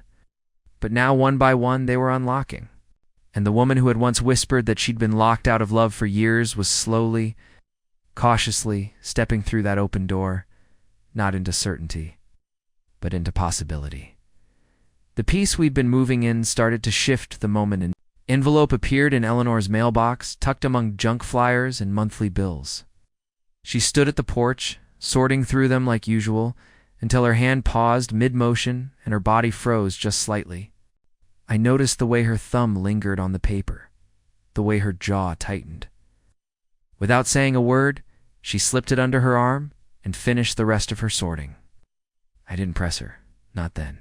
She had this way of folding into herself when something unexpected rattled her, like a bird tucking its wings tight in a windstorm. I knew the only thing I could offer in that moment was presence, so I stayed. It wasn't until later that evening, when we were both in the kitchen preparing dinner, her chopping vegetables, me stirring sauce, that she finally spoke. "That envelope," she said, her voice steady but thin, "was from Harold's sister." I paused, letting the wooden spoon hover over the pot before I turned to face her. She didn't meet my eyes, just kept slicing zucchini with practiced, distracted precision. "She wants to meet," she continued. "Says there are things of Harold's she's been holding on to. Said she didn't feel right passing them to anyone but me." I nodded slowly. "How do you feel about that?" She finally looked up, conflicted. "I haven't spoken to her since the funeral. We were never close, really. But she was always kind. Not like Harold." I could see the storm brewing behind her eyes again, quiet but building. "You don't have to do anything you're not ready for," I said gently. "You're allowed to say no." "But I'm also allowed to say yes," she replied, and this time her voice was firmer. "I think I want to see her. Just to close that door, or at least see what's still behind it." She reached out, touching my hand lightly, grounding herself. "Will you come with me?" "Of course," I said, "whenever you're ready." A few days later, we drove out to a small town just outside of where she'd once lived with Harold. The air was different. They're crisper, older, like it held on to stories too stubborn to be forgotten. Eleanor was quiet during the drive, eyes tracing the roads like they remembered too much. Her hands were folded tightly in her lap, and I kept one hand on the wheel and the other occasionally brushing hers just to remind her I was there. Harold's sister, May, lived in a modest house at the end of a gravel lane, surrounded by wind-chapped trees and the faint smell of wood smoke. She opened the door before we even knocked, like she'd been waiting with her breath held. "Ellie," she said, her voice cracking under the weight of time. Eleanor managed a small, polite smile. May ushered us in, the inside of her home warm and cluttered in that comforting way older homes often are. She offered us tea, which Eleanor accepted more out of courtesy than desire, and we all sat in the living room, cups balanced on our knees. Conversation thin and tentative. "I found these in the attic," May eventually said, motioning to a worn leather box on the table between us. "Didn't know if you'd want them, but I couldn't throw them out. Just didn't feel right. Eleanor opened the box slowly. Inside were photographs, old watches, handwritten notes, and a small, tarnished locket. She sifted through them with careful hands, each item a landmine of memory. Then she found something that made her pause. A folded letter, addressed to her in Harold's handwriting. I watched her face tighten as she unfolded it. Her eyes scanned the page slowly, then again, then a third time. I couldn't read her expression there. It was too much swirling underneath when she finished. She set it down beside her tea and exhaled. "It's strange," she said quietly, "to see apologies that came too late, to read words that might have changed everything if they'd been said aloud." May nodded.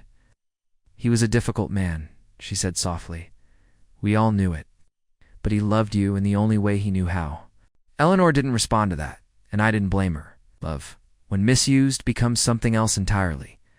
You can't stitch over the bruises just because someone claims their heart was in the right place.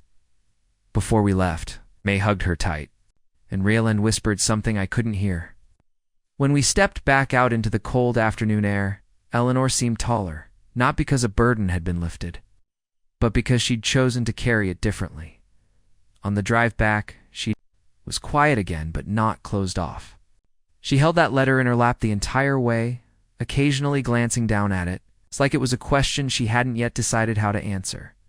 Back at her house, she didn't bring it inside. She stood on the porch, looked at the letter last time, then folded it up and slipped it into her coat pocket.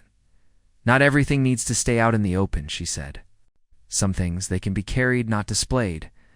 We sat on the porch for a long time that evening, listening to the rustle of wind through the trees and the distant calls of birds settling into dusk. Eleanor leaned her head against my shoulder, her body weary but grounded. "I think that was the last ghost," she murmured. "There'll be others," I said gently, "but maybe not from him." She nodded. "Maybe now I can finally build something without watching the past come around the corner." We didn't speak much after that. The stars began to appear overhead, one by one, quiet and certain. I looked at her, then really looked saw a woman who had faced more than she'd ever let on. A woman who had walked through grief, through doubt, through manipulation, masked as love. And now, she wasn't just surviving, she was choosing. To let go, choosing to forgive not him, maybe, but herself. Choosing to open the door and see what waited on the other side, and I knew, without her saying a word, that if I stayed patient, if I stayed honest and steady, she might just let me walk through that door with her. Not because she needed someone to fix her, but because she finally believed she didn't need fixing to be worth loving. The weeks that followed felt like the quiet after a long winter, the kind where the snow doesn't melt all at once, but instead recedes gradually, revealing patches of earth that had been hidden far too long.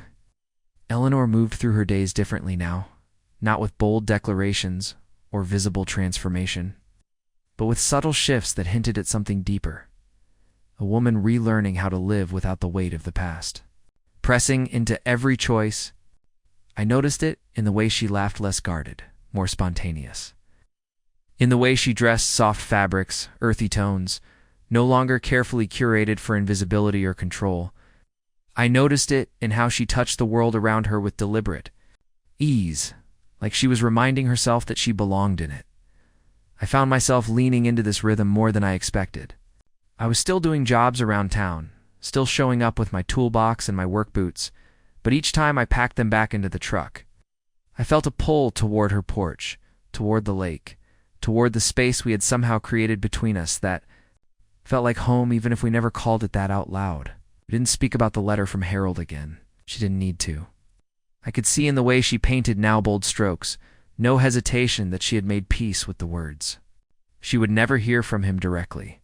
I watched her reclaim color like she was reclaiming memory, piece by piece, canvas by canvas. One morning, after a long stretch of warm days, we took a walk through the local farmer's market. It was nothing grand, just a few stalls lined along Main Street with hand-stitched aprons, jars of honey, and baskets of apples. Eleanor walked a few paces ahead of me at first, trailing her fingers across the tops of flower bouquets, nodding politely to neighbors who passed. Then she reached back for my hand. She didn't say anything, didn't turn to look at me. Just reached hand, I gave it without a second thought. There was something about that gesture, something quiet and ordinary, that felt louder than any confession. And in that small connection, I knew we had crossed a line, one that marked the difference between being part of someone's healing and being part of their future. Later, as we sat on a bench eating fresh bread and cheese from one of the stalls, Eleanor said, "It's strange. How natural this feels." "What part?" I asked. "All of it," she said. "Walking through town. Holding your hand. Sitting like this, it doesn't feel like something I had to fight for. It just fits." "It does," I agreed, trying not to let the hope in my voice sound too eager. She took a bite of bread and looked out at the street, her eyes tracing the path of a boy chasing a runaway apple down the sidewalk. "You know, I used to think love had to be dramatic to be real. Passionate, chaotic. I thought quiet meant boring. And now I think quiet might be the bravest kind of love there is." I didn't say anything to that. I didn't need to. She reached for my hand again, and we sat like that until the crowds thinned and the sun stretched long shadows across the pavement. That evening, back at her place, she asked if I wanted to stay for dinner. Out. I'd stayed before, but this time felt different. This time felt chosen. She cooked while I set the table, and we moved around each other like we had done it for years. We ate by candlelight, not because it was planned, but because the power flickered out again, and neither of us felt like chasing it back on. We laughed about it, sharing cold wine and warm food in the glow of flickering flames. Afterward, she stood at the sink, sleeves rolled up, hands in soapy water. I came up behind her, wrapping my arms gently around her waist. She leaned into me without hesitation. "Do you ever think about what this is?" she asked quietly. "All the time," I said, and I think it's real. I think it's slow. I think it's ours." She smiled, and I could feel her shoulders relax. I think I liked that answer. When the dishes were done, we sat on the couch, the same couch where she had once fallen asleep beside me during that storm. This time she curled up against me, deliberately, head on my chest, one hand resting just above my heart. We didn't talk much. The silence was full, but not heavy. It was the kind of silence you only share with someone who has seen you unraveled and chose to stay anyway. Eventually, she looked up at me, and I saw something in her expression I hadn't seen before.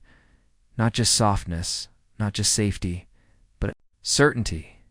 "I want to try," she said simply. "Not just having you here, not just healing with you around. I want to try us." It wasn't grand, it wasn't dramatic, but it was honest. In that moment, that was everything. I kissed her then, slow and patient, like the first drop of rain before a warm spring storm. She kissed me back, not out of desperation or fear of missing the moment, but out of choice.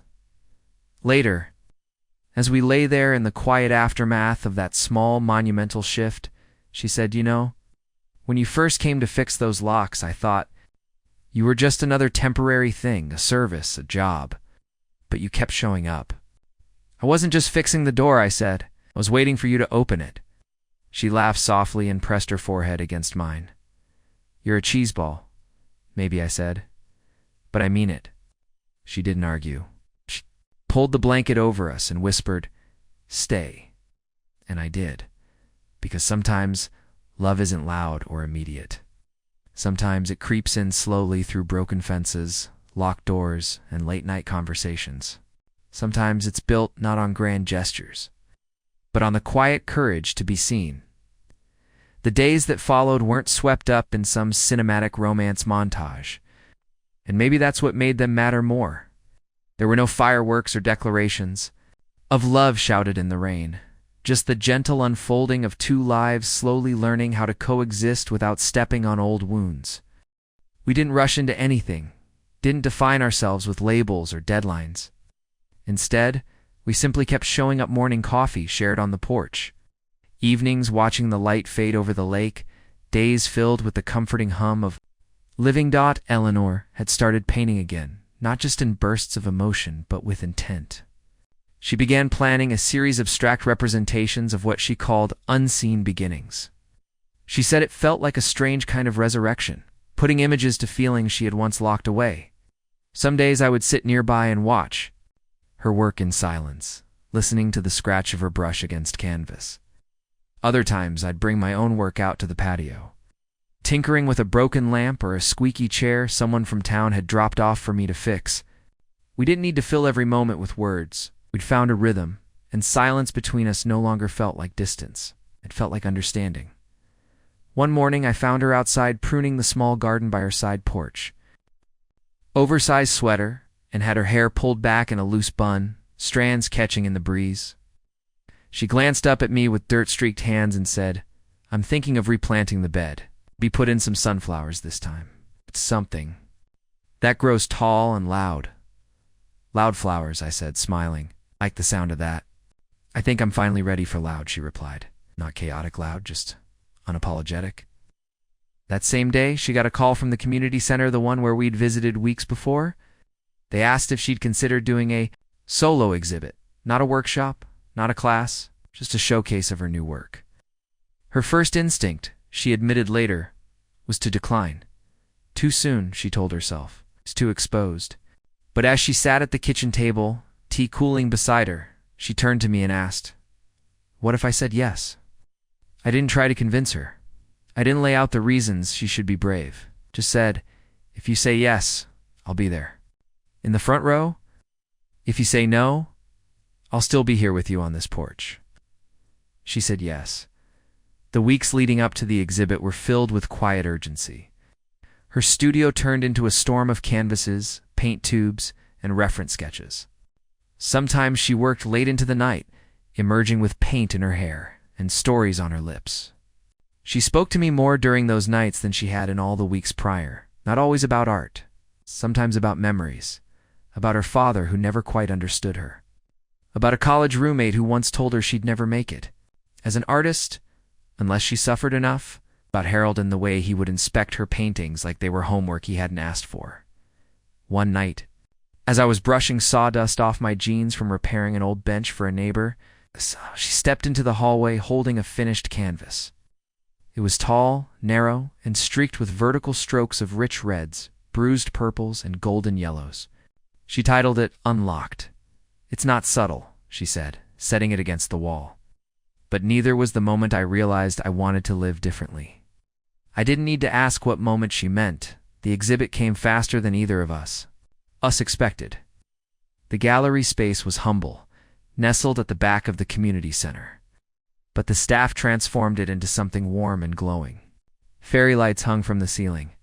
Her paintings were displayed on easels and walls, each labeled simply with titles like Re-Entry, Half Open, Inheritance, and Unlocked. As guests began to arrive, Eleanor stood near the entrance, fidgeting with the hem of her jacket. I watched her greet people, accept compliments, laugh nervously, and answer questions with practiced grace. When the small crowd thinned out a bit, she came to stand next to me. "I feel like I'm watching someone else. Live my life," she whispered. "Like this isn't mine." I looked around the room, at the people leaning into her stories, at the raw emotion captured in each painting, and said, "This is yours. Every inch of it." Her eyes glistened, but she didn't cry. Not then. Instead, she leaned into me for a moment before pulling herself upright and walking over to a young girl who had been staring at one of the canvases for nearly 10 minutes. Later that night, back at her house, after the gallery had emptied and we'd packed up the leftover food, and thank you cards, she sat on the porch in her favorite chair and finally let herself cry. I sat beside her saying nothing, just holding her hand as the emotion rolled through her like a wave to long held back. "I thought healing meant forgetting," she said between tears. "I thought it meant burying everything. But it turns out healing means remembering without collapsing." "You didn't collapse?" I said. "You built something?" And she had. She built a space for herself. She built a version of her life that didn't center around pain. She built a story that didn't begin or end with heartbreak in the days after the exhibit. Life resumed its slow rhythm again, but something had shifted. She started leaving her doors open during the day, letting in the breeze. she signed up to volunteer at the town library on weekends. She bought new furniture not to replace what was old, but to reflect the woman she was becoming. And one night while we sat together, legs tangled under a shared blanket, she asked, "Do you think you'll always stay?" I looked at her for a long time, searching her face for the hidden meaning behind the question, then said, "I'm not going anywhere, not unless you ask me to." She didn't. She just smiled and nestled in closer, because the woman who once said she'd been locked out of love for years had not only opened the door, she'd let someone step inside and stay. It was around early spring when things began to shift again, not in the same way they had when Eleanor had faced her past, but in a new direction, one we hadn't quite anticipated. The air had started warming just enough for jackets to hang unworn by the door and for the scent of the lake to carry more freely through open windows. Her sunflowers hadn't bloomed yet, but they were already stretching upward with the kind of confidence that only comes from being planted with intention. Life, in our quiet corner of the world, had begun to settle into a rhythm that felt both comforting and earned. And then came the letter. It was delivered by hand of all things, not by the usual mail truck, but by a man in a sharp navy blazer and sunglasses, who stepped out of a sleek rental car and walked right up to Eleanor's front porch while I was resealing one of her back deck posts.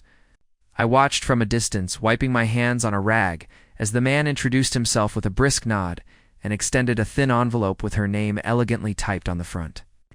He didn't linger, didn't explain, just handed it over, offered a clipped "Thank you," and turned back to his car. By the time I got to her, Eleanor was already sitting on the porch steps with the envelope resting in her lap like it weighed more than it should. I sat beside her, letting the silence stretch between us. "It's from a gallery in New York," she said eventually. "It's one of the visitors at the exhibit last month. Apparently they took photos of the show, sent them to someone they knew in the city. And now they're offering me a spot. A residency?" I blinked. "A residency? Like in New York?" She nodded. 6 months paid. Full use of their studio, mentorship from curators, potential showings. It's a huge opportunity. I didn't speak right away. Knew better than to rush my thoughts into the space that clearly needed to breathe. She ran her fingers along the envelope's edge, not opening it, just tracing it like she was trying to absorb its contents through touch alone. "I don't know what to do," she whispered. "You don't have to know right now," I said. "But I do," she replied, turning to me. "This is everything I used to dream about. Before Harold, before I buried all of it. I used to imagine what it would feel like to have my work in a real gallery, to be taken seriously as an artist. And now that it's here," she shook her head, "now it feels like I'd be leaving something behind I'm not sure I want to lose." She didn't have to name what that was. Over the next few days, we didn't talk about it, not directly. She left the envelope on the coffee table, unopened, like some kind of fragile sculpture she couldn't bear to break. We went about our usual routines: dinner on the porch, lazy afternoons near the lake, grocery runs where we debated what brand of coffee tasted best. But it was there, always hovering at the edge of our conversations, a quiet tension neither of us wanted to give shape to. Then one night, while we were watching an old movie on her laptop, she paused the screen and said, "Would you come with me?" The question stunned me, not because I hadn't imagined it, but because hearing it aloud made it real. I searched her face, saw the fear mixed with hope, the vulnerability she was offering without condition. "I could," I said. "If that's what you wanted, but would you want to?" She asked softly. "Really? Uproot your life? Leave your work? Move to a city you didn't choose?" I didn't answer right away. Instead, I stood up and walked to the window, looking out at the trees swaying gently in the dark. I thought about my work, the odd jobs I did, the neighbors who trusted me with their creaky steps and jammed drawers. I thought about the quiet life I had built, slow and simple and safe. And then I thought about Eleanor, about the way her face lit up when she painted, about the way she had bloomed in the months since we met. Oh. I thought about how much of her life had been spent putting herself second, and how for the first time she was being asked to lead with her joy. "I want what's best for you," I said finally. and I want to be beside you when you go after it." She walked over to me, took my hand, and rested her head against my chest. "Even if that means living in a shoebox apartment with paper-thin walls and no lake view." "Even then," I said, "as long as there's still coffee in the mornings, and room on your canvas for me somewhere." She laughed, and the sound was the kind of release you hear when someone finally exhales after holding their breath for too long. We sat down that night and opened the envelope together. Inside was a formal invitation, a schedule, a list of accommodations, and a handwritten note from the gallery director who'd seen her work online. It was filled with genuine admiration, belief in her talent, and the kind of encouragement that didn't feel performative or polite. It felt earned. Eleanor accepted the offer a week later. We began making plans not just for the move, but for everything. What we'd keep, what we'd store, how we'd navigate a life in a place neither of us had lived before. There was fear, of course. Change always brings that. But there was also excitement, a quiet thrill neither of us had allowed ourselves to feel in years. The town gave us a small going-away party. Neighbors brought homemade pies and one of the kids from the community center presented. Eleanor with a scrapbook filled with pictures of her art class and notes from those who had come to her exhibit. She cried reading it, and so did I on our last night at the lake house. We sat on the porch one final time, wrapped in a blanket, with the stars scattered above like confetti. "This house saved me," she said, "but it's not what made me whole." I looked at her. "What did you?" she said, "and me. Together." We left in the morning, the car filled with canvases, clothes, and half a dozen mason jars filled with her favorite tea blends. As we pulled onto the road, Eleanor turned to me and said, "I'm still scared." "That's how you know it matters," I said, and we drove toward the city, toward the unknown, not as a woman and a handyman cautiously learning to heal, but as two people who chose to believe that even late-blooming love deserved its season. To flourish, the city was everything. The lake house was not allowed, restless, and always on the move. From the moment we stepped out of the car and into the narrow lobby of the artist residency building, I could feel the pace of life shift around us like a current pulling us forward whether we were ready or not. People hurried past with coffee cups and sketchbooks, dogs barked from apartment windows, and sirens howled somewhere in the distance like a reminder that peace in this place had to be carved out, not assumed. Our apartment was a fourth floor, walk-up with creaky wood floors and a single tall window that looked out onto the neighboring building's brick wall. But it had good light in the afternoons, and Eleanor said it would do just fine. We spent our first night on an inflatable mattress, eating takeout dumplings from paper boxes and laughing about how quickly we'd gone from lake views and homemade bread to radiator heat and squeaky stairs. There was no porch, no quiet walks to the water, no old neighbors waving from rocking chairs. Instead, we had subway rides, crowded sidewalks, and corner bodegas that never closed. It was jarring, yes, but also strangely exhilarating. Like stepping into a dream someone else had been keeping warm for us. Eleanor began her residency the next morning. She kissed me goodbye at the door, her satchel slung over her shoulder, eyes bright with something that looked a lot like fear, wrapped in determination. I watched her disappear down the stairwell and listened to her footsteps fade, then sat back on the mattress and stared at the ceiling, wondering what came next for me. I found odd jobs within the first week. A neighbor needed a bathroom mirror mounted. Someone else asked if I could fix their cabinet doors. Word spread quickly. There's always someone needing help in a city that never stops, breaking itself apart and putting itself back together. I liked the work. It reminded me of home. But I also knew I was building something else. Here's something quieter, less tangible. Eleanor, meanwhile, was thriving and unraveling all at once. Each day she came home with new stories about a mentor who pushed her to dig deeper into abstraction, about a fellow artist who made installations out of glass and light, about a critic who called her brushwork brave. She was alive in a way I'd never seen, and it was breathtaking to witness. But there were also days she came home exhausted, defeated by her own expectations, or stung by someone's thoughtless comment. On those days she curled up against me and said nothing at all. I held her and listened to the city pulse outside. Our window and reminded her that silence didn't mean failure. Our relationship adjusted in strange ways. At the lake house, everything had felt slow, simple, natural. Here, in the city's endless churn, we had a fight for stillness. Our schedules no longer matched. She had night classes and gallery meetings. I took early morning jobs and came home covered in plaster dust. We sometimes passed each other like trains in opposite directions, quick kisses at the door. Half-finished conversations, meals eaten cold hours after they were cooked. And yet, beneath it all, there was still that core we had built, that shared. Rhythm now forced to play against a much faster beat. One night, Eleanor came home later than usual.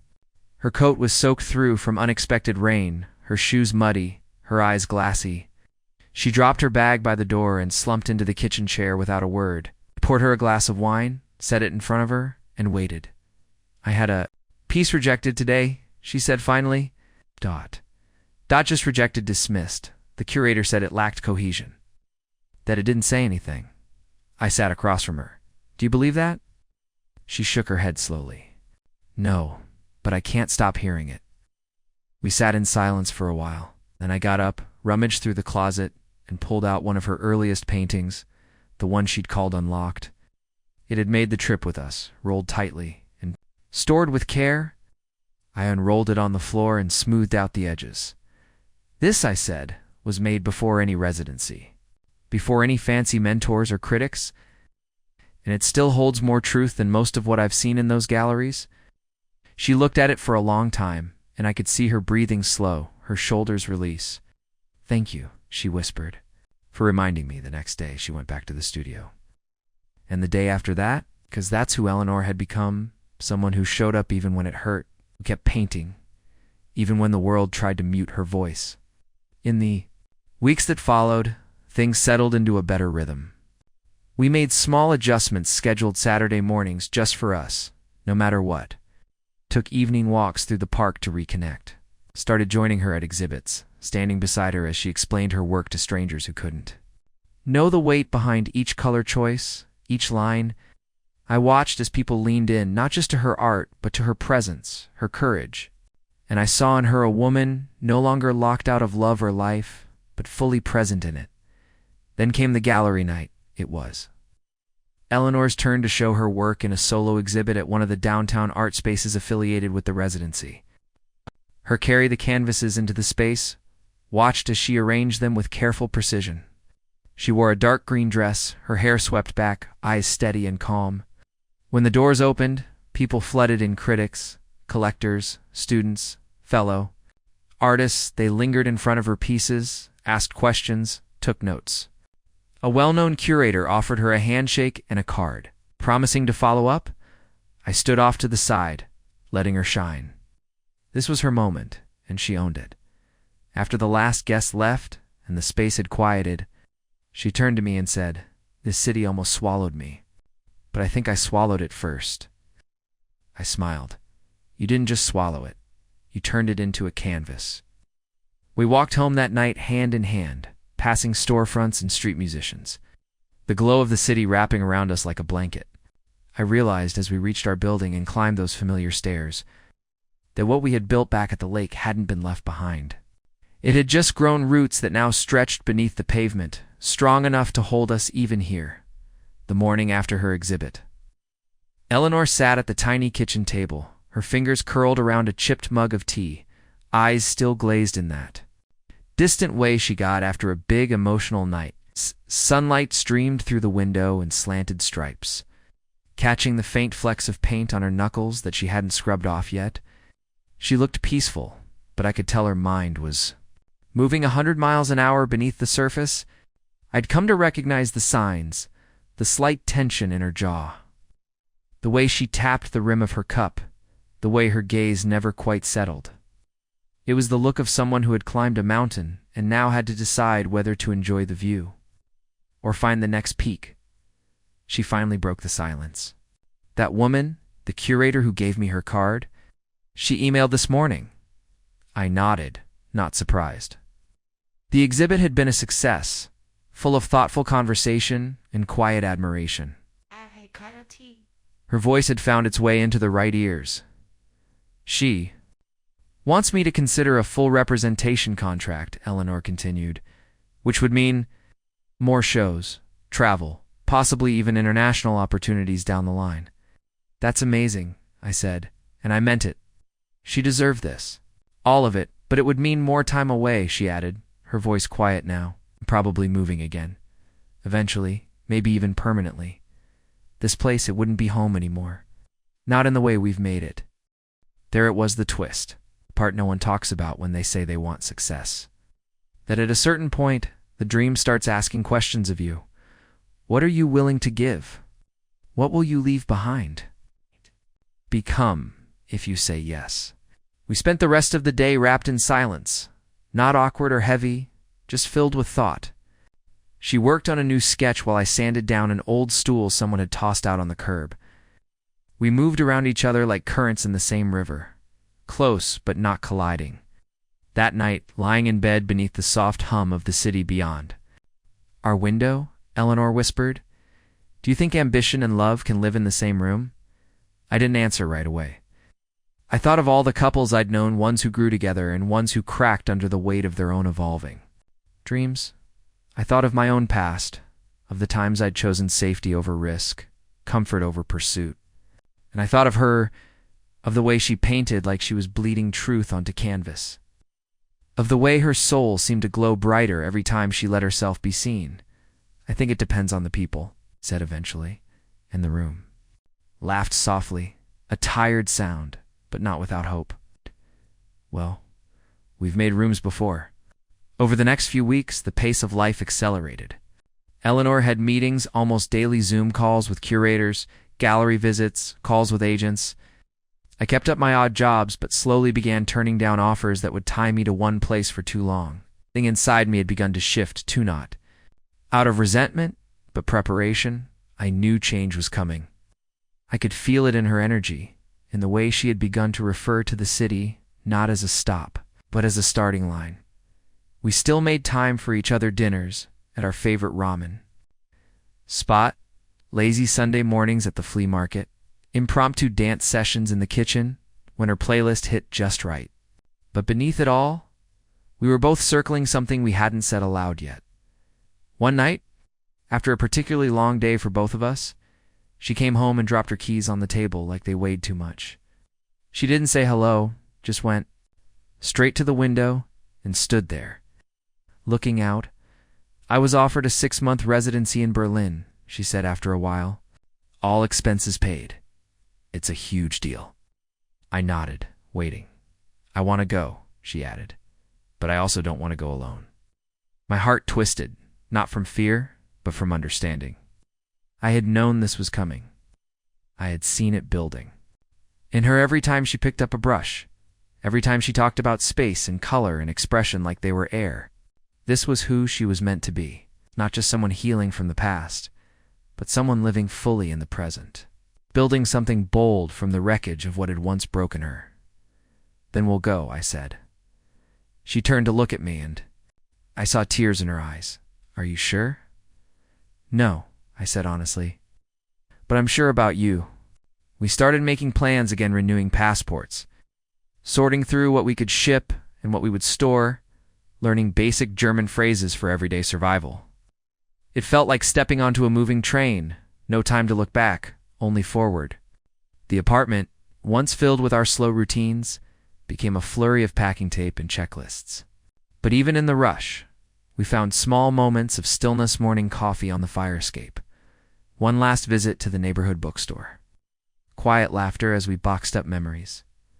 The night before we left, we took one last walk through the city. We passed murals we'd admired, restaurants where we'd shared too much food, streets where we'd danced beneath flickering lights. The city had held us, challenged us, shaped us, and now it was time to let go. At the airport, waiting at the gate, Eleanor reached for my hand. I never thought I'd be the kind of woman who got to choose her life, she said, but I think I'm finally doing it. You are, I said, and I'm proud of you. She looked at me, her expression serious. I don't want to lose us in all this. You won't, I promised. as long as we keep choosing each other. With that, we boarded the plane not just toward Berlin, but toward a future neither of us could fully picture yet. We didn't know what the next chapter would bring, only that we were ready to write it together, one messy, beautiful sentence at a time. Berlin welcomed us not with fireworks or dramatic signs, but with a cold, drizzling rain and the scent of roasted chestnuts drifting from a nearby street vendor. We stepped off the plane with stiff backs and nervous smiles, dragging 2 worn suitcases between us and a carry-on that wouldn't stop squeaking. Everything felt muted colors, sounds, emotions, as if the city was watching us first. Deciding whether we were worth opening up to, I could tell Eleanor felt the shift immediately. Her fingers tightened around mine when we passed through customs. And again, when we exited the terminal into a maze of taxis and foreign signs, she spoke quietly, her voice barely above a breath, as if too much volume might crack the fragile calm we were clinging to. The residency housing was in Kreuzberg, eh? Lively art-soaked neighborhood known for its graffiti-covered walls, vintage bookstores, and Turkish markets. Our apartment was compact, 1 bedroom, small kitchen, and a studio space with tall windows facing a bustling courtyard. The heater clanked when it kicked on, and the bathroom smelled faintly of old soap, but Eleanor looked around with wide eyes and a soft smile. She turned slowly in the middle of the room like she was mapping out every corner in her mind, imagining how the light would shift at different times of day, where her easel would go, which wall could handle the biggest. Canvas, we spent the first week adjusting. Jet lag turned our nights into odd pockets of wakefulness and long naps that didn't quite land. The grocery store was an adventure on its own, and even with translation apps and helpful gestures from locals, we still managed to buy yogurt, thinking it was sour cream and flour instead of sugar. But those mistakes became tiny anchors for laughter. The confusion turned into bonding, small, shared embarrassments that reminded us we were on unfamiliar ground together. Eleanor started her residency with a quiet intensity. The studio came alive. Quickly and finished canvases leaned against walls. Paint-smeared rags piled in the corners, color swatches taped to every flat surface. Her schedule was strict. Mornings in workshops, afternoons painting, evenings sometimes spent in critique sessions or visiting local galleries. I tried to be supportive without hovering, giving her the space she needed to immerse herself. But I won't lie, there were moments I felt invisible in that world of hers. Not unwanted, just peripheral. I picked up small handyman work again. The language barrier made things complicated, but tools speak a universal dialect. And soon enough, I was patching walls, assembling shelves, and fixing leaky sinks for neighbors and expats who were relieved to find someone with patience and steady hands. It grounded me, gave me purpose. But there was still a stretch of space growing between you, subtle, like the slow shift of a tide you don't notice until your feet are wet. One night, Eleanor came home later than usual. Her coat was dusted with snow, her nose red from the cold, and her eyes tired in a way I hadn't seen before. I handed her a hot mug of tea without asking questions, but she answered them anyway. "There's a curator from London who wants to showcase my work," she said.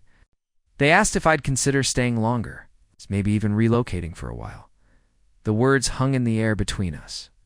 I stirred my tea, staring at the tiny whirlpool forming in the cup, searching for something solid to say. She sat beside me, our knees touching, but her mind already seemed further down the road than we were.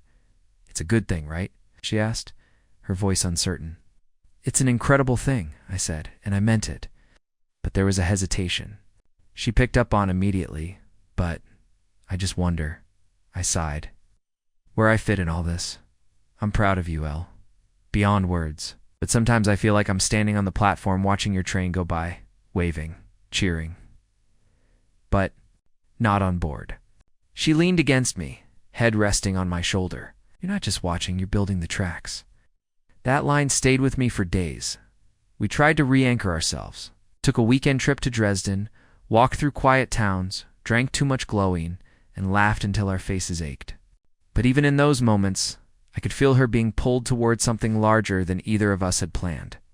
Her dreams had grown wings, and no matter how tightly I held her hand, I knew I couldn't clip them, not for my comfort, not for fear.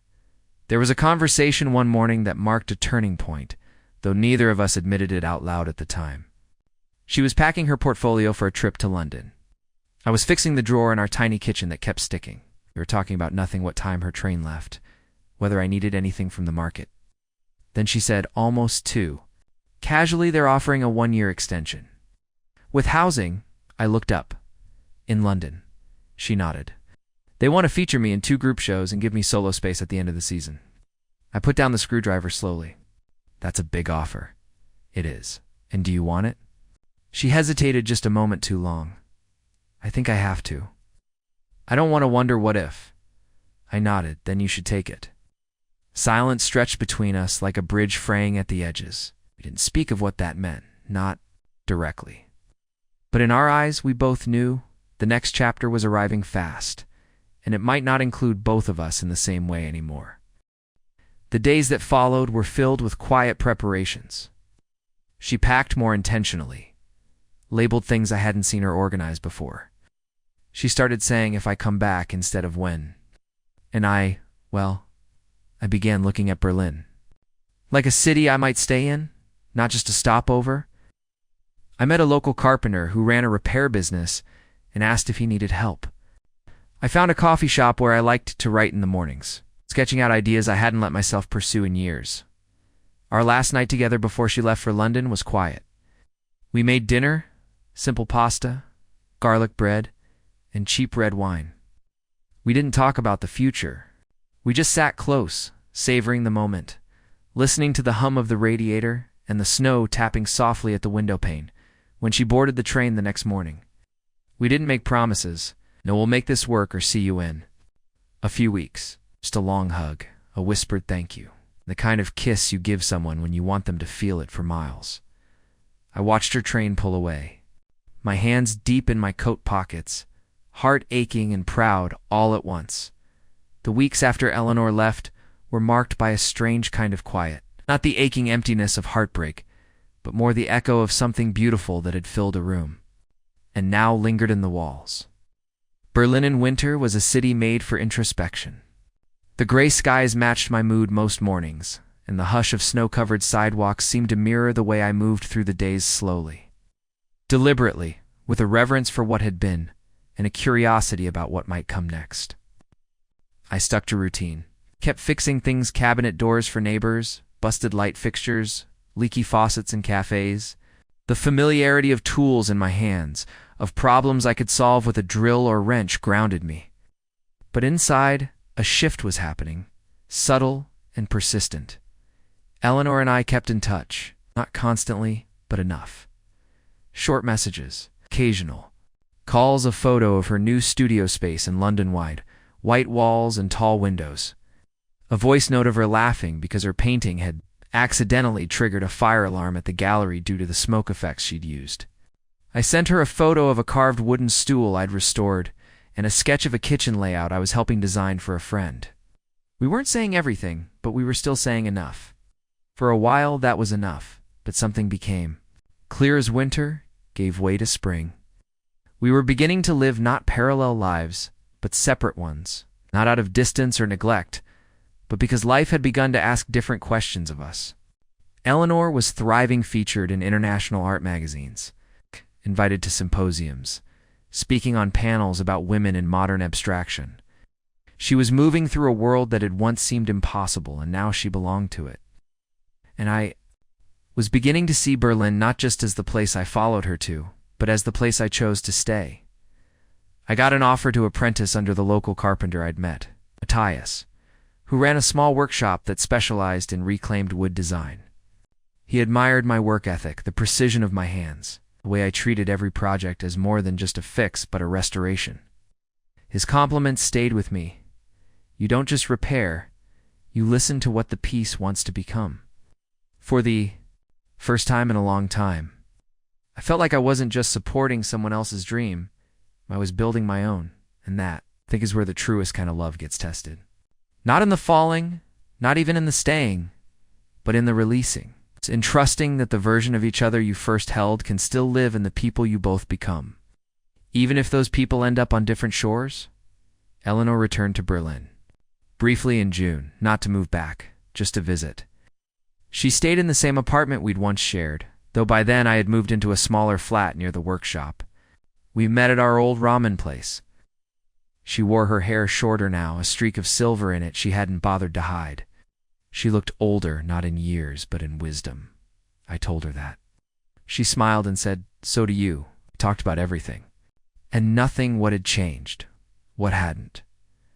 She asked if I'd fallen in love with anyone new. I said, "Not yet." Said, "Me neither." But the way she looked out the window made me think she might be lying, or maybe just protecting something. Not ready to be spoken? We didn't sleep together that night. It wasn't like before, when there was electricity in every glance, every accidental touch. This was gentler, warmer. We walked along the Spree River, and at one point she reached for my hand. I let her take it. Not because we were rekindling anything, but because sometimes old comfort doesn't need a reason.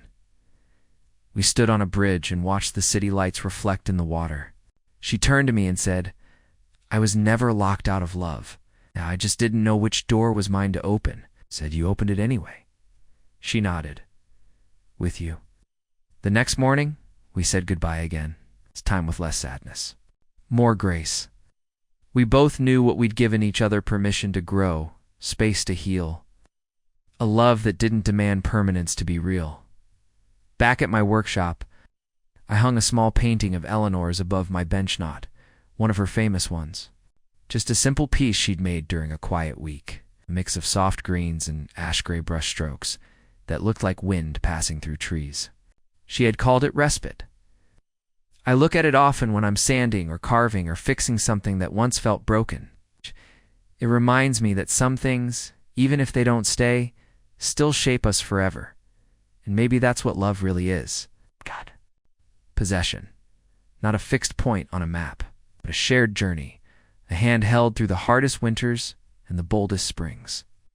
A lock, once rusted shut, finally opened not by force, but by trust. Eleanor unlocked something in me. And maybe, in my own way, I did the same for her. We may live on different continents now, with different rhythms, different sunrises. But I'll always carry the key she gave Mitha, one that opened not just a door, but an entire world I didn't know I was allowed to live in. And if she ever finds herself lost again, in a city that doesn't feel like home, I hope she remembers that once. We built one together from nothing but quiet mornings, soft laughter, and the courage to begin again. Because love, when true, doesn't end. It simply changes rooms. Up next, you've got 2 more standout stories right on your screen. If this one hit the mark, you won't want to pass these up. Just click and check them out. And don't forget to subscribe and turn on the notification bell so you don't miss any upload from us.